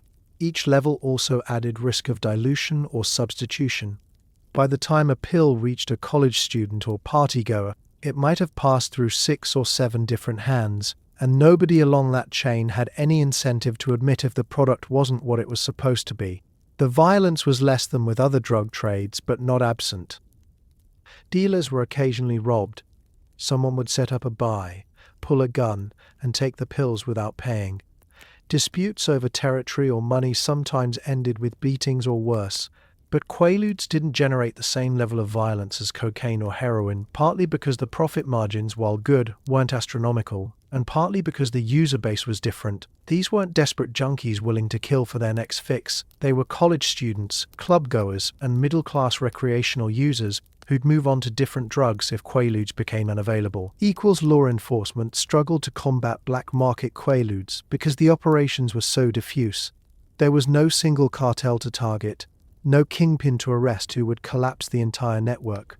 Instead, there were hundreds of small operators, dozens of mid-level distributors, and a handful of major importers, all operating independently or in loose association. Busting one didn't significantly impact supply. The DEA would raid a lab, seize equipment and pills, arrest the operators, and within weeks a new lab would open somewhere else. It was pharmaceutical whack-a-mole, frustrating and ultimately futile. Users didn't care about the risks. Or more accurately, they didn't believe the risks applied to them. Everyone knew someone who'd gotten bad pills, But that was always someone else, somewhere else. Your dealer was trustworthy. Your source was reliable. The pills looked right, felt right, and produced the expected effects, or close enough that you convinced yourself it was fine. And if one pill didn't work as well as you remembered, you just took two next time, which sometimes meant accidentally doubling your dose of a pill that was actually more potent than you'd realized. This is how overdoses happened in the black market era, not from deliberate suicide attempts but from the chaotic math of inconsistent dosing combined with chemical overconfidence. The black market boom lasted until methaqualone was completely banned in the mid-80s. Even then, pills continued circulating for years. Old stockpiles slowly depleted, until eventually the supply dried up and users moved on to other drugs. But in that window of time, from the late 70s to the mid-80s, the black market Quaalude trade was a perfect storm of demand, supply, profit, and danger. A free market in the purest, most destructive sense, where the only regulation was whatever users' bodies could tolerate before shutting down permanently. Let's talk about the people who didn't make it. The teenager who took one Quaalude at a party, got behind the wheel, and drove into a telephone pole. The college student who mixed ludes with vodka and never woke up. The woman who was dosed without her knowledge and assaulted. The musician who overdosed in a hotel room and became another cautionary tale. These weren't rare occurrences. They were happening constantly throughout the 70s and early 80s. Every emergency room had Quaalude stories. Every police station had Quaalude cases. The drug that was supposed to help people relax had become a public health crisis, and the bodies kept piling up. Start with Sarah, 18 years old, freshman at a state university. She'd been on campus 3 weeks when her roommate invited her to a fraternity party. Sarah wasn't much of a drinker. She'd had beer a few times in high school, but nothing serious. At the party, someone offered her a Quaalude. "It'll help you relax," they said. "Everyone takes them. It's no big deal." Sarah hesitated but took it. 30 minutes later, she felt wonderful, warm, confident, social in a way she'd never experienced. 2 hours later, she accepted a ride home from a guy she'd just met. They never made it back to campus. He drove off the road at 60 miles per hour, hitting a tree. He survived with minor injuries. Sarah died on impact. The toxicology report showed methaqualone and alcohol in her system. Her parents buried her 3 days before her 19th birthday. Michael, a 24-year-old guitarist in a band that was just starting to get attention from record labels. He'd been taking Quaaludes recreationally for 2 years, mostly on weekends, mostly at parties. It never seemed like a problem. But tolerance builds quietly. What started as 1 pill became 2, then 3. The night of his overdose, Michael took 4 Quaaludes over the course of an evening, mixing them with beer and whiskey. His friends said he seemed fine. He was talking, laughing, playing guitar. Around 2 a.m., he said he was tired and went to lie down on a couch in the back room. When someone checked on him 3 hours later, he was cold. The paramedics said he'd probably stopped breathing within an hour of lying down. Aspiration pneumonia. He'd vomited in his sleep and drowned in it. His funeral was standing room only. His band never recorded that album. Jennifer's story is darker. She was 26, working as a paralegal, living alone in an apartment in a good neighborhood. She went on a date with a man she'd met through friends. Dinner was pleasant. He suggested one more drink at his place. She agreed. He seemed nice. Her friends vouched for him, and she wasn't ready for the night to end. He made drinks while she looked at his bookshelf. She didn't see him drop the pill into her glass. 20 minutes later, she felt strange, dizzy, disconnected, like she was watching herself from outside her body. He suggested she lie down. The next thing she remembered clearly was waking up in his bed 12 hours later, naked, sore, with no memory of what had happened. He was already gone.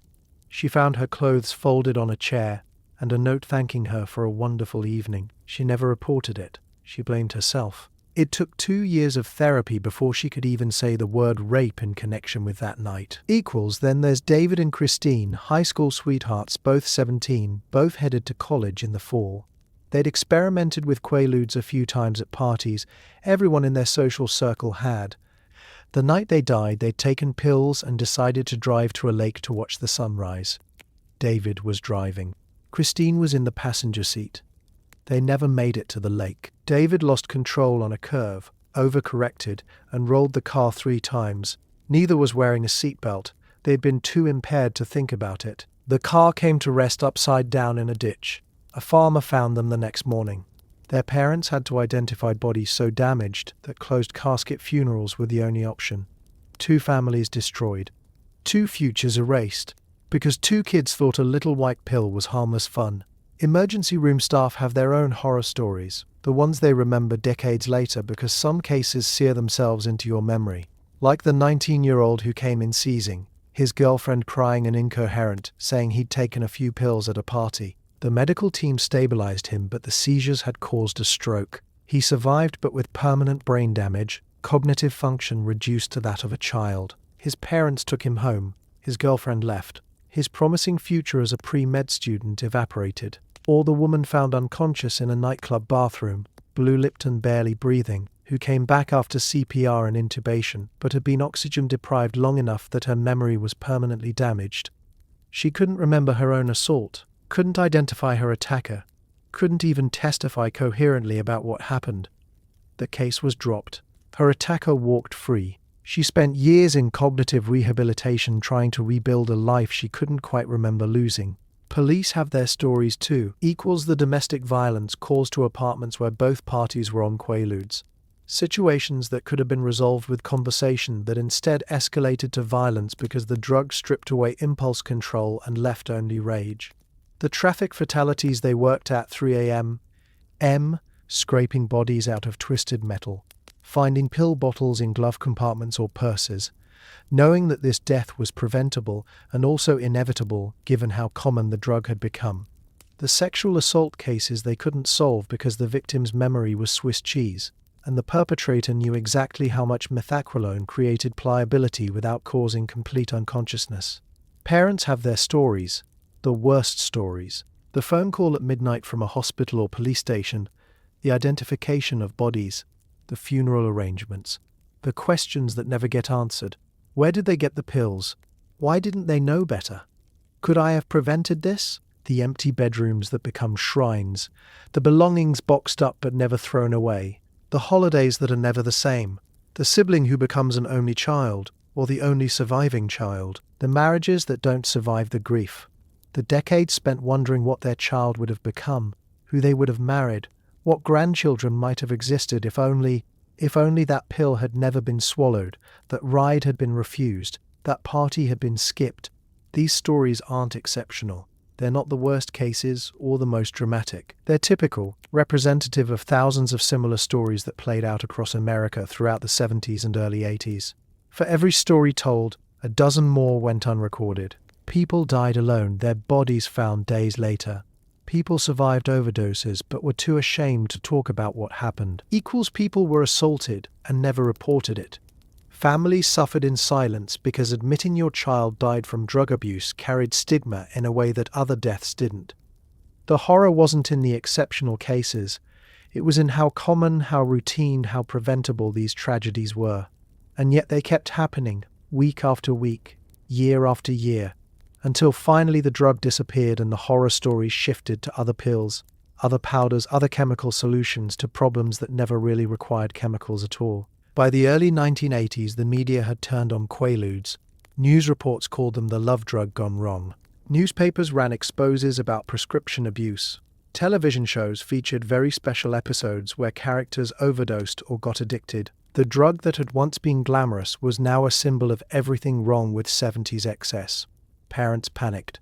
Politicians called for action, and suddenly, Quaaludes weren't cool anymore. They were dangerous, sleazy, and outdated. The cultural tide had shifted, and methaqualone was left behind like a pair of platform shoes at a garage sale. The media's relationship with Quaaludes had always been complicated. Throughout the 70s, coverage ranged from titillated fascination to pearl-clutching concern, often in the same article. Magazines wrote about the disco drug with a mixture of condemnation and barely concealed envy. These stories about parties at Studio 54 where celebrities popped pills and danced until dawn. They disapproved, theoretically, but they also made it sound exciting, dangerous, glamorous. Television news programs did segments on the Quaalude epidemic among young people. while airing footage of attractive 20-somethings at nightclubs, essentially providing free advertising for a lifestyle they claimed to be warning against. But by 1980 or 81 something shifted. Maybe it was the mounting death toll. Maybe it was the Reagan administration's emerging war on drugs. Maybe it was just that the 70s were over, and everyone was ready to pretend that decades' excesses had never happened. Whatever the reason, media coverage became uniformly negative. The glamour disappeared. Suddenly, Quaaludes weren't the drug of Studio 54, they were the drug of date rapists and drunk drivers. They weren't making you sexy and confident, they were making you a slurring, stumbling liability. The narrative flipped completely. Television led the charge. After-school specials featured teenagers whose lives were destroyed by Quaaludes. Dramas had episodes where a main character's friend or family member overdosed, leading to tearful speeches about the dangers of prescription drug abuse. Sitcoms made jokes about Quaaludes, but the jokes weren't funny anymore, they were cautionary. Even police procedurals got in on the action, with episodes about Quaalude-facilitated assaults or overdose deaths. The message was clear and repeated across every network. Quaaludes will ruin your life, and anyone still taking them is either dangerously ignorant or willfully self-destructive. Newspapers ran investigative pieces that the industry should have published years earlier. They interviewed emergency room doctors who described the parade of overdoses. They talked to police officers about drug driving deaths. They featured families who'd lost children to the drug. These articles included phrases like silent epidemic and prescription nightmare. They quoted statistics about addiction rates, emergency room visits, and drug-related deaths. What they didn't mention was that all of this information had been available throughout the 70s. The medical journals had been publishing it, the hospitals had been reporting it, but the media had been too busy covering disco parties to pay attention. Magazines that had once featured articles about the glamorous lives of celebrities' drug problems, the tone shifted from admiring to pitying. Studio 54 went from being portrayed as the center of cultural cool to being described as a den of addiction and assault. The very behaviors that had been celebrated, staying up all night, dancing until dawn, mixing drugs and alcohol, were now presented as symptoms of deep moral and social decay. The 70s weren't just over, they were being actively repudiated. The backlash affected how people talked about Quaaludes. In the 70s, admitting you took ludes might have made you seem fun, adventurous, socially connected. By the early 80s, it marked you as pathetic, dated, someone who couldn't move on. College students stopped bragging about their Quaalude experiences. Professionals who'd spent the previous decade taking pills at parties quietly disposed of remaining stashes and pretended they'd never been involved. The social cost of association with the drug skyrocketed overnight. Politicians seized on the media narrative to advance anti-drug agendas.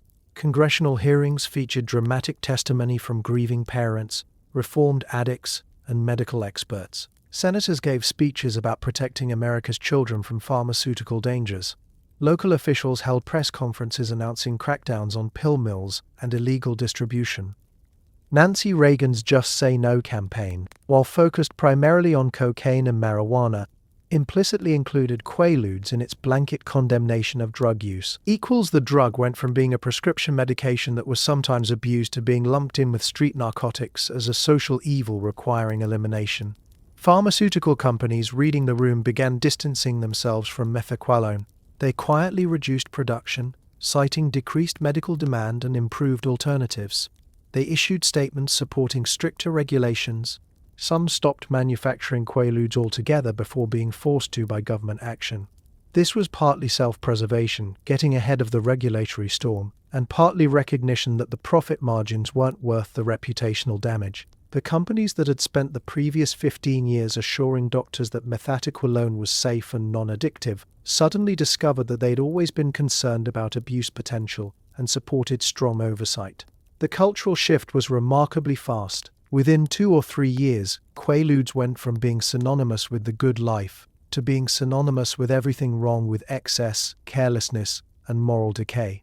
The same media outlets that had helped create the Quaalude mystique now positioned themselves as brave truth-tellers exposing a dangerous epidemic. Nobody acknowledged the hypocrisy. Nobody pointed out that the epidemic had been ongoing for over a decade while they'd been writing puff pieces about disco parties. The story became, Quaaludes were always bad. Everyone sensible had always known they were bad, and anyone who'd participated in that culture should be ashamed. It was historical revisionism in real time, a collective decision to forget that the media, along with doctors, pharmaceutical companies, and society at large had spent years enabling and celebrating exactly the behavior they now condemned. In 1984, the United States government took the final step. It banned methaqualone entirely. No more prescriptions. No more legal production. The drug was reclassified as Schedule 1, meaning it had no accepted medical use and high potential for abuse. Pharmaceutical companies stopped making it. Doctors stopped prescribing it. And just like that, the Quaalude era was over, at least officially. Of course, the black market didn't disappear overnight. Illegal pills circulated for years afterward. But the cultural moment had passed. The 70s were over. Disco was dead. And Quaaludes, the drug that had defined a decade, faded into history. The decision to reclassify methaqualone as Schedule 1 didn't happen suddenly.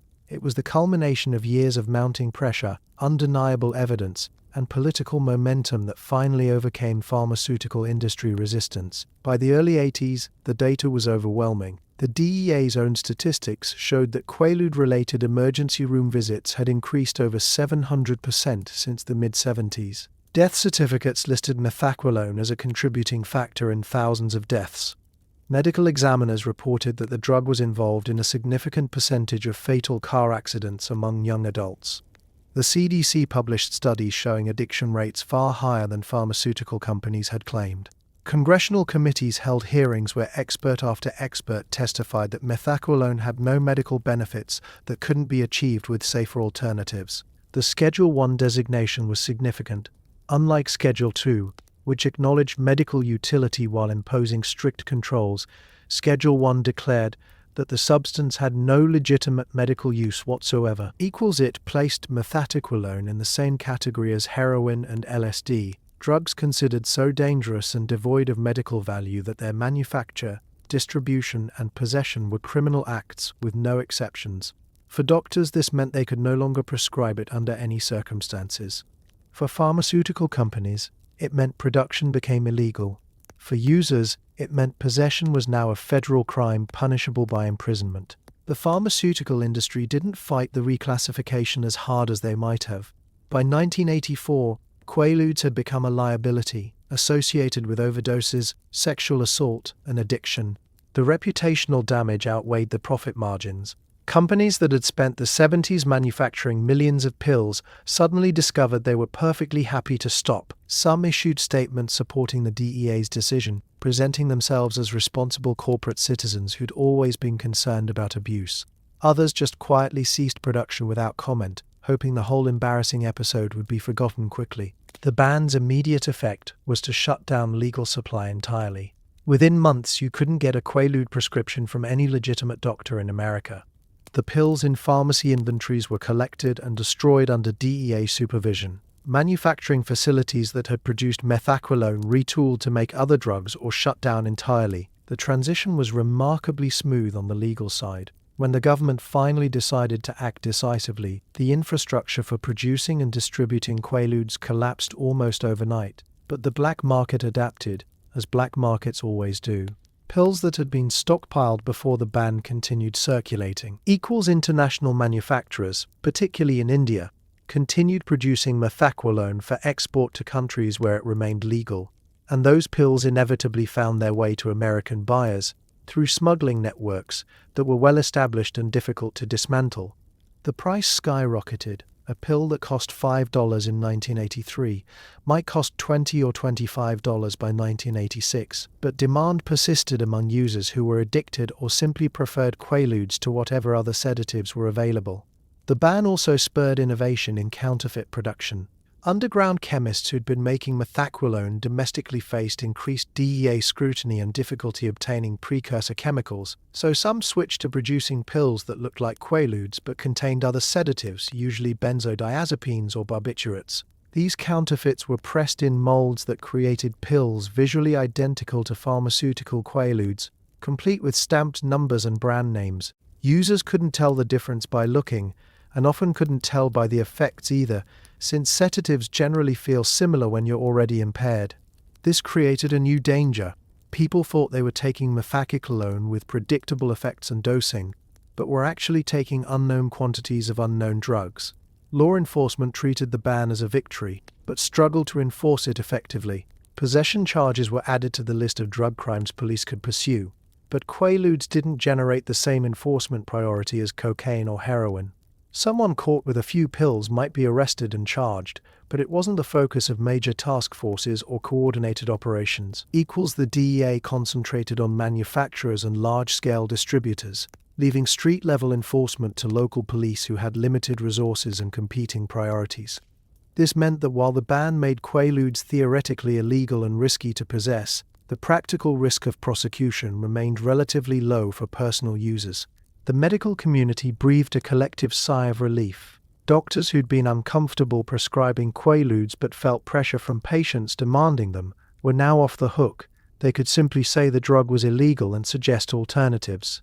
Addiction medicine specialists had one fewer substance to treat, though they noted wryly that addicted patients simply switched to other drugs rather than getting sober.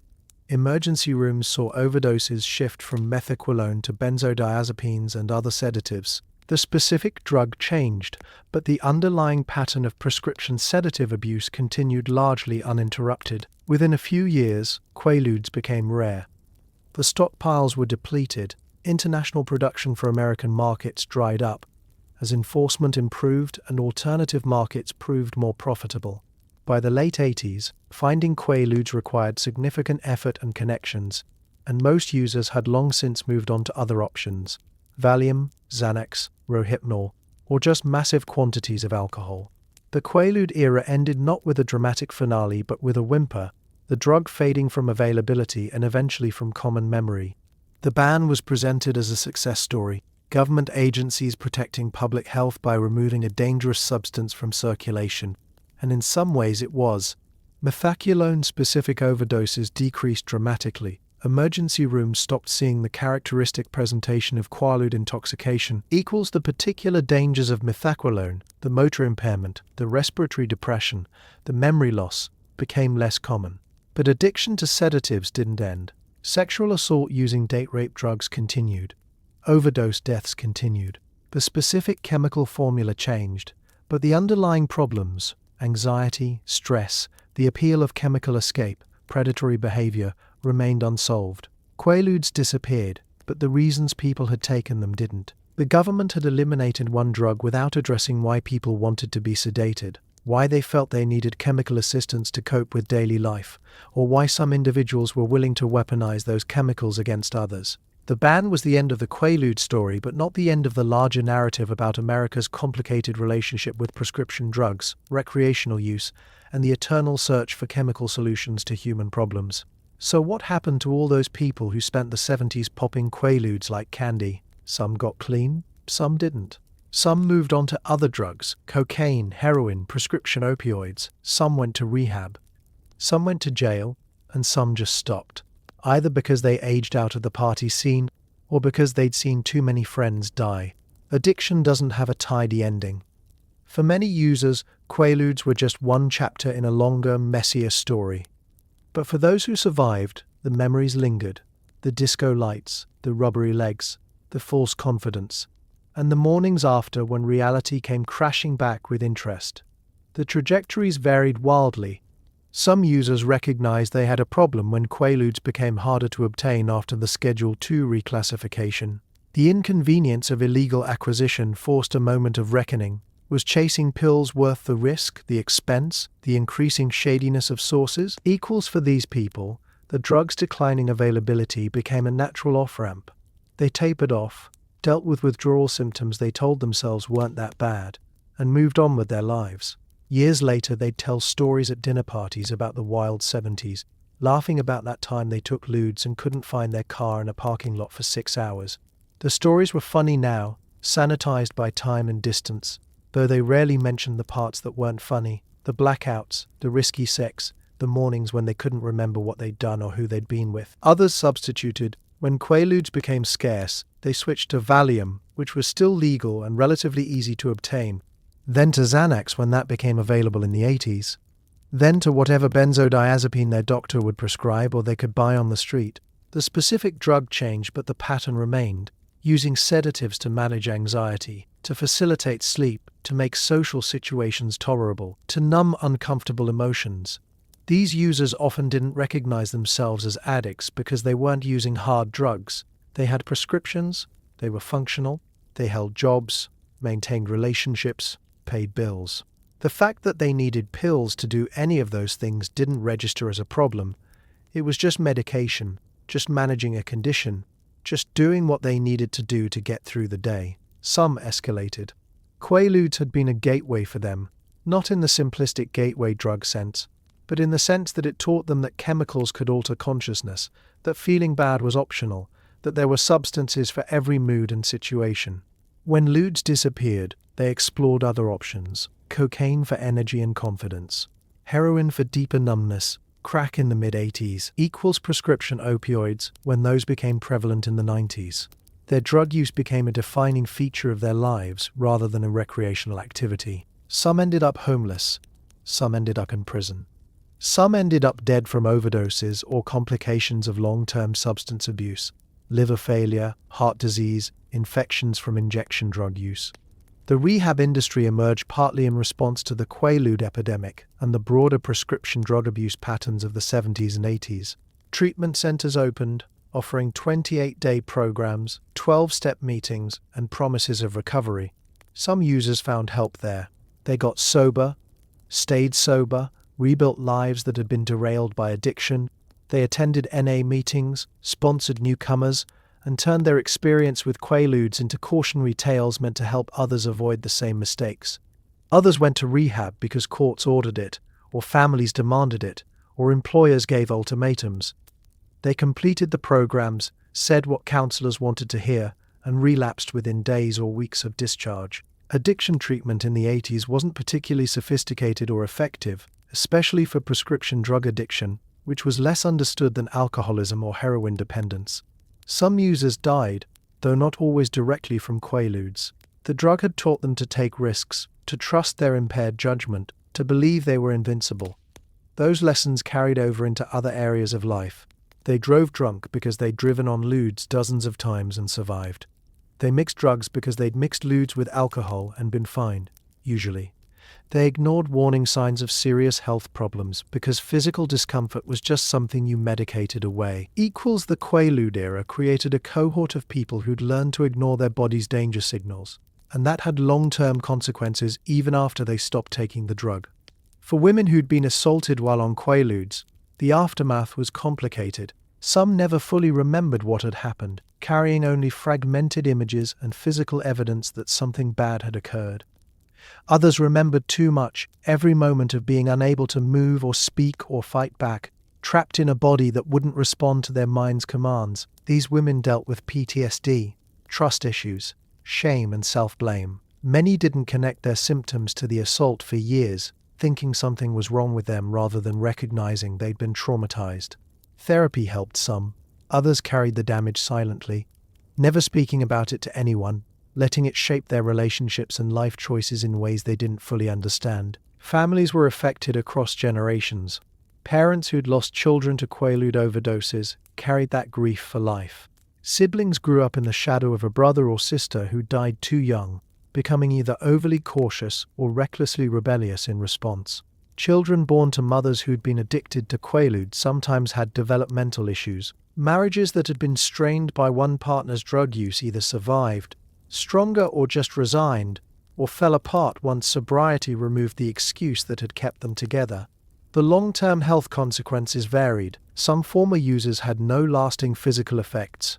Their bodies recovered, their brains rewired themselves, and they moved on apparently unscathed. Others dealt with cognitive issues, memory problems, or persistent anxiety that might have been caused or worsened by years of heavy sedative use. The medical research on long-term methacrolone effects is limited, because the drug disappeared before long-term studies could be completed. Users were left to wonder whether their health problems, depression, cognitive decline, neuropathy were related to their past drug use or just the normal degradation of aging bodies. By the 90s and 2000s, most former Quaalude users were middle-aged, and the drug had become a curiosity, something their children asked about after seeing a reference in a movie. Some were open about their past, treating it as a wild youth phase that everyone went through. Others were secretive, ashamed, or just private about experiences they'd spent decades trying to forget. And a few, those who'd lost the most to addiction, or who'd done things under the influence they couldn't forgive themselves for, carried their Quaalude history as a burden, a permanent reminder of who they'd been when judgment was chemically absent and consequences seemed like problems for tomorrow's self to deal with. The survivors learned different lessons. Some concluded that all drugs were dangerous and avoided even prescription medications unless absolutely necessary. Others developed more nuanced views that substances themselves weren't the problem, but rather the way they were used, the contexts in which they were consumed, the inability to recognize when recreation had become dependence. A few remained ambivalent, acknowledging the damage while also remembering genuinely good times, moments of connection and joy that happened to involve chemicals, but felt real nonetheless. There's no single story of what happened to Quaalude users, just millions of individual stories that share only the common thread of a little white pill that promised euphoria and delivered a much more complicated experience than anyone expected when they first swallowed it at a party in 1975. Hollywood's relationship with Quaaludes didn't end well. Some celebrities sobered up and moved on. Others didn't survive. The drug became a punchline in memoirs and tell-all books, a symbol of excess, bad decisions, and the dark side of fame. Roman Polanski's crimes haunted him forever. Bill Cosby's use of Quaaludes in his assaults destroyed his legacy, and countless other stars carried the secret weight of what they'd done or what had been done to them while under the drug's influence. The 70s had been a party, but the hangover lasted decades. Roman Polanski never recovered his reputation. Even before his sexual assault case, he'd been controversial. The director who'd lost his wife Sharon Tate to the Manson murders, who made disturbing films, who lived a life of European sophistication and American excess. But the 1977 conviction for unlawful sexual intercourse with a minor, facilitated by Quaaludes and champagne, permanently branded him. He fled the United States before sentencing and never returned, directing films from exile in Europe. Some in the film industry continued working with him, arguing that his art should be separated from his crimes. Others refused, maintaining that drugging and raping a 13-year-old girl disqualified him from rehabilitation or forgiveness. The victim, now an adult, has publicly forgiven him and asked that the case be dismissed, but the legal system and public memory have been less accommodating. Polanski remains the most famous example of Quaaludes used as a weapon, a cautionary tale about power, predation, and the ways the entertainment industry protected abusers for decades. Bill Cosby's fall was even more dramatic because his public image had been so wholesome. America's Dad, the Jell-O pudding spokesman, the creator of a sitcom that redefined how black families were portrayed on television.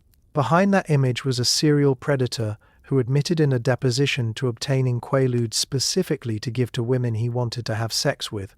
When his accusers, eventually numbering more than 60 women, came forward with remarkably similar stories of being drugged and assaulted, the pattern became undeniable. Cosby used Quaaludes deliberately and repeatedly, weaponizing the drug's effects to render women unable to resist. In 2018, he was convicted of aggravated indecent assault, though the conviction was later overturned on a technicality. His legacy is destroyed. Museums that had exhibited his memorabilia removed it. Universities that had awarded him honorary degrees rescinded them. Television networks pulled his shows from syndication.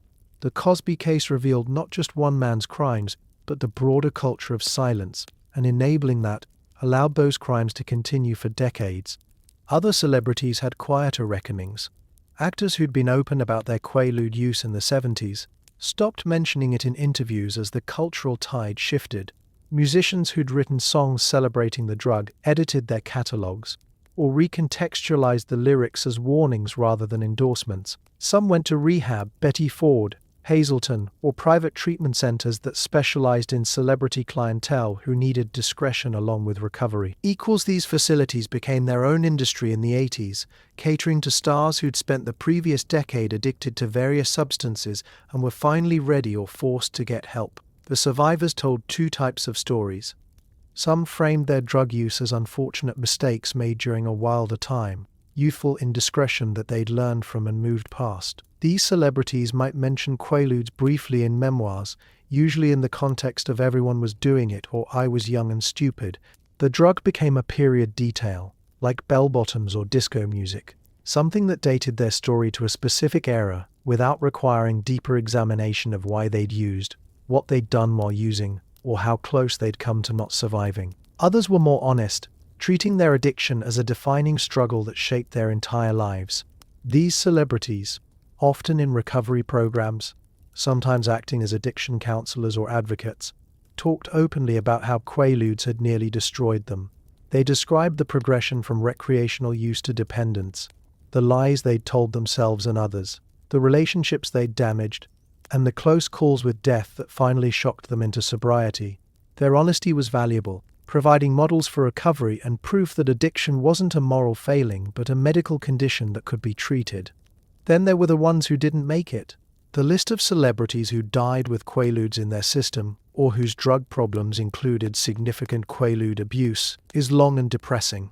Some deaths were ruled accidental overdoses, combining ludes with alcohol or other drugs in quantities that stopped their breathing or caused fatal interactions. Others were more ambiguous. Official causes of death listed as heart failure or respiratory arrest without mentioning the years of drug abuse that contributed.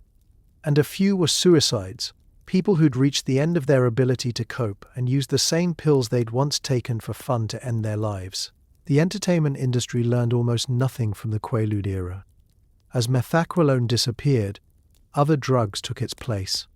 Cocaine dominated the 80s, heroin made comebacks, prescription opioids became the new epidemic in the late 90s and 2000s. The specific substances changed, but the underlying pattern remained: intense pressure, easy access, cultural normalization, and a system that enabled addiction until the consequences became too visible to ignore. Young actors and musicians watched older ones struggle with addiction and then repeated the same patterns. Convinced they'd be different, they'd maintain control, they wouldn't become another cautionary tale. Some celebrities used their platforms to warn others. They spoke at schools, gave interviews about their struggles, and supported drug education programs. Their message was simple: don't do what I did. The drugs that seem glamorous and fun can destroy your life, but their warnings competed with the persistent mythology of rock and roll excess, the idea that great art requires suffering and substances, that creativity flows from altered consciousness. For every celebrity saying "get clean," there were a dozen others whose careers and images were still built on celebrating or romanticizing drug use. The Quaalude era in Hollywood became a historical footnote, mentioned primarily in documentaries about the 70s or biographies of stars from that era. It's discussed with a mixture of fascination and judgment. How could they have been so reckless? How did the culture enable such destructive behavior? But those questions rarely lead to useful answers because they assume the people involved didn't know what they were doing was dangerous, when the reality is that most of them knew and did it anyway because the alternative, dealing with fear, pressure, insecurity, and trauma without chemical assistance. Hollywood's Quaalude aftermath is less about specific celebrities and more about a system that burns through people, that treats human beings as disposable if they can't maintain the impossible standard of being perpetually young, beautiful, talented, and functional. Quaaludes were just one tool people used to maintain that impossible standard until their bodies gave out or their minds broke, or they got lucky enough to escape into sobriety and a quieter life away from the spotlight that had nearly killed them. Even after the drug disappeared, Quaaludes remained a cultural reference point. Movies like The Wolf of Wall Street featured wild scenes of characters stumbling through mansions, unable to walk or speak, hilariously incapacitated by ludes. Songs referenced them. Comedians joked about them. They became shorthand for 70s excess, a nostalgic symbol of a time when people partied harder, dressed louder, and made worse decisions. But beneath the jokes was a darker truth. Quaaludes had ruined lives, enabled crimes, and left scars that never fully healed. The Wolf of Wall Street immortalized Quaaludes for a new generation who'd never experienced the drug firsthand. The infamous scene where Leonardo DiCaprio's character takes expired pills that hit him all at once during a country club visit became an instant classic. his body refusing to cooperate, his speech incomprehensible, his determination to reach his car, despite being physically incapable of coordinated movement, equals it was comedy gold, brilliantly acted and directed, and it captured something essential about the Quaalude experience: the absolute confidence, combined with absolute incapacity. Viewers laughed at the physical comedy, while missing or ignoring the scene's darker implications. That this man was driving while completely impaired, that he'd been communicating business decisions while chemically incapacitated, that his entire life was built on a foundation of drugs, fraud and reckless behavior that hurt everyone around him. The film sparked renewed interest in Quaaludes among people too young to remember when they were actually available. Internet forums filled with questions: where can you get them? What do they actually feel like? Are they really that good?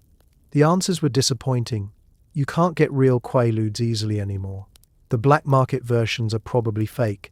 And no, they're not worth the risks involved in trying to obtain them. But the mythology persisted because the film had made Quaaludes look like the ultimate party drug, the key to a lifestyle of excess and indulgence that seemed appealing if you ignored the FBI investigation, the destroyed relationships, and the prison sentence that eventually caught up with the protagonist.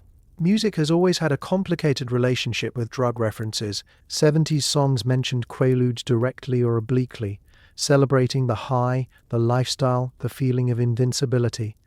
Lemon 714 became code that listeners understood immediately. Some songs were celebratory, disco tracks about dancing all night, rock songs about living fast and dying young. Others were more cautionary, though the warnings were often buried in production choices and imagery that made drug use look appealing despite the supposedly negative message. By the 80s and beyond, Quaalude references in music became nostalgic or ironic. Hip-hop artists mentioned them as period details when discussing the 70s or early 80s, placing them alongside platform shoes and afros as symbols of a bygone era.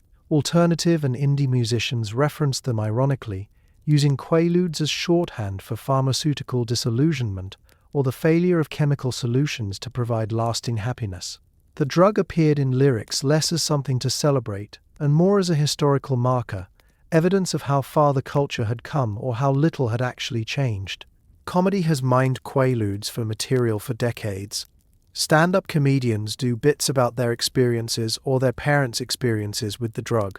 The humor usually focuses on the physical impairment, the slurred speech, the rubbery legs, the complete disconnect between what your brain is telling your body to do and what your body actually does. These jokes land because the impairment is relatable even if you've never taken Quaaludes. Everyone's been drunk enough to relate to losing control of their body, to having their mouth refuse to form words properly, to thinking they're functioning normally while everyone else watches in horror or amusement.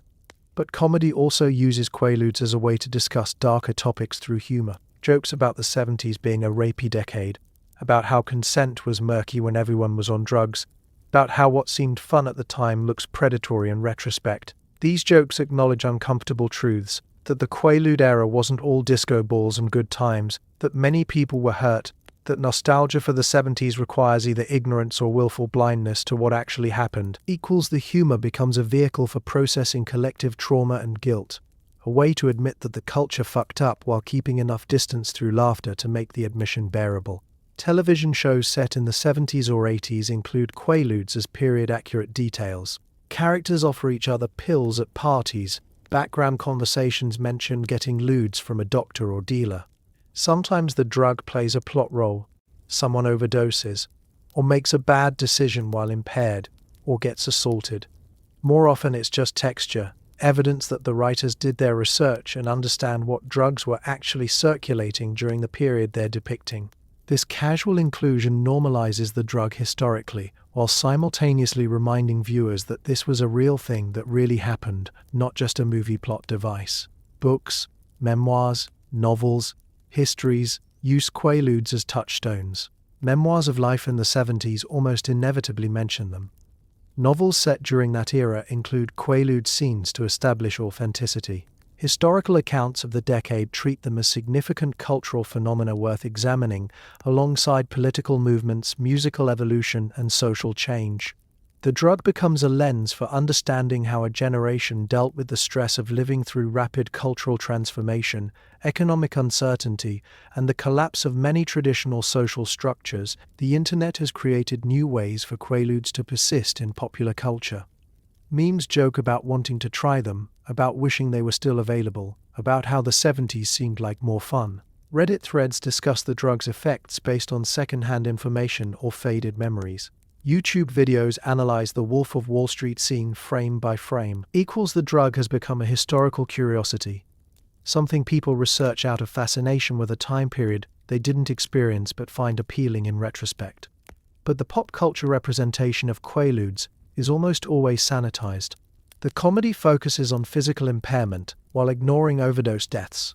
The nostalgia celebrates liberation and excess while forgetting sexual assault. The movies make Quaalude scenes funny or dramatic without dwelling on the addiction that followed for many users. Pop culture has turned Quaaludes into entertainment, which requires editing out the parts that aren't entertaining. The vomit, the hospital visits, the destroyed families, the assaults, the deaths. What remains is mythology, a version of the drug that's more appealing than the reality, perpetuating the same dangerous narratives that helped create the Quaalude epidemic in the first place. We've learned to laugh at Quaaludes without learning from them, to make them funny without making them honest, and to preserve them in pop culture as a symbol of a time we claim to have moved past while continuing to repeat the same patterns with different drugs. So here we are, at the end of the Quaalude story. A little white pill that promised relaxation and delivered chaos. A drug that was supposed to help people sleep, but kept an entire generation awake with consequences they're still dealing with decades later. Think about it. Quaaludes were prescribed by doctors, manufactured by pharmaceutical companies, and approved by government agencies. They had everything going for them: legitimacy, availability, and a promise of safety that turned out to be spectacularly, tragically wrong. People trusted the system. They believed that prescription meant safe, that legal meant harmless, that if doctors were handing them out like candy, they must be okay. And for a while, everyone went along with it. The patients, the physicians, the pharmaceutical executives counting their profits, and the culture that turned a sedative into a party drug and pretended that was just how things were in the 70s. But the bill came due. It always does. Behind every disco ball and every Studio 54 story were the people who didn't make it, the teenagers who overdosed, the women who were assaulted, the addicts who couldn't stop, the families who buried children who'd only wanted to fit in, to feel confident, to escape anxiety for a few hours. The Quaalude era looked glamorous from a distance, sounded exciting in song lyrics, and seemed like freedom wrapped in a pharmaceutical coating. Up close, for too many people, it was just another way to lose yourself, your health, your future, and sometimes your life. The 70s ended. Disco died, and eventually Quaaludes disappeared too, banned and forgotten by a culture eager to move on to the next excess, the next mistake, the next drug that promised everything and delivered something far more complicated. The people who survived carry their memories, some fond, some traumatic, most a mixture of both. They remember the warmth, the confidence, the feeling that everything was perfect, right up until it wasn't. And they remember the cost, the friends who didn't survive, the choices they made while impaired that can't be unmade, the years lost to addiction, and the lesson learned too late that chemical shortcuts don't actually take you anywhere worth going. What's remarkable isn't that Quaaludes were dangerous. Most drugs are, in the right doses or wrong circumstances. What's remarkable is how thoroughly the system failed. The pharmaceutical companies prioritized profit over safety. The doctors trusted without verifying. The government regulated too late and too weakly. And the culture celebrated excess without counting the bodies. Everyone failed, collectively, and the people who paid the price were the ones who'd been promised that this pill, this simple little pill, was the answer to whatever was wrong. So tonight, as you lie in your bed with your prescription bottles nearby, for legitimate conditions, with appropriate warnings, under better oversight than existed 50 years ago but still not perfect, maybe take a moment to appreciate that you live in a time when we know a little more, regulate a little better, and understand a little clearer that drugs are tools, not miracles, and every tool can become a weapon if misused or overprescribed or trusted too completely. Quaaludes sedated a decade, exposed a system, and left behind a legacy written in overdose statistics, assault cases, and empty chairs at family gatherings. The drug is gone, but the story remains, a reminder that progress isn't linear, that safety isn't guaranteed, and that the next epidemic is probably already forming somewhere, in some lab, with some new drug that promises to be different this time, safer this time, better controlled this time. History suggests we won't learn.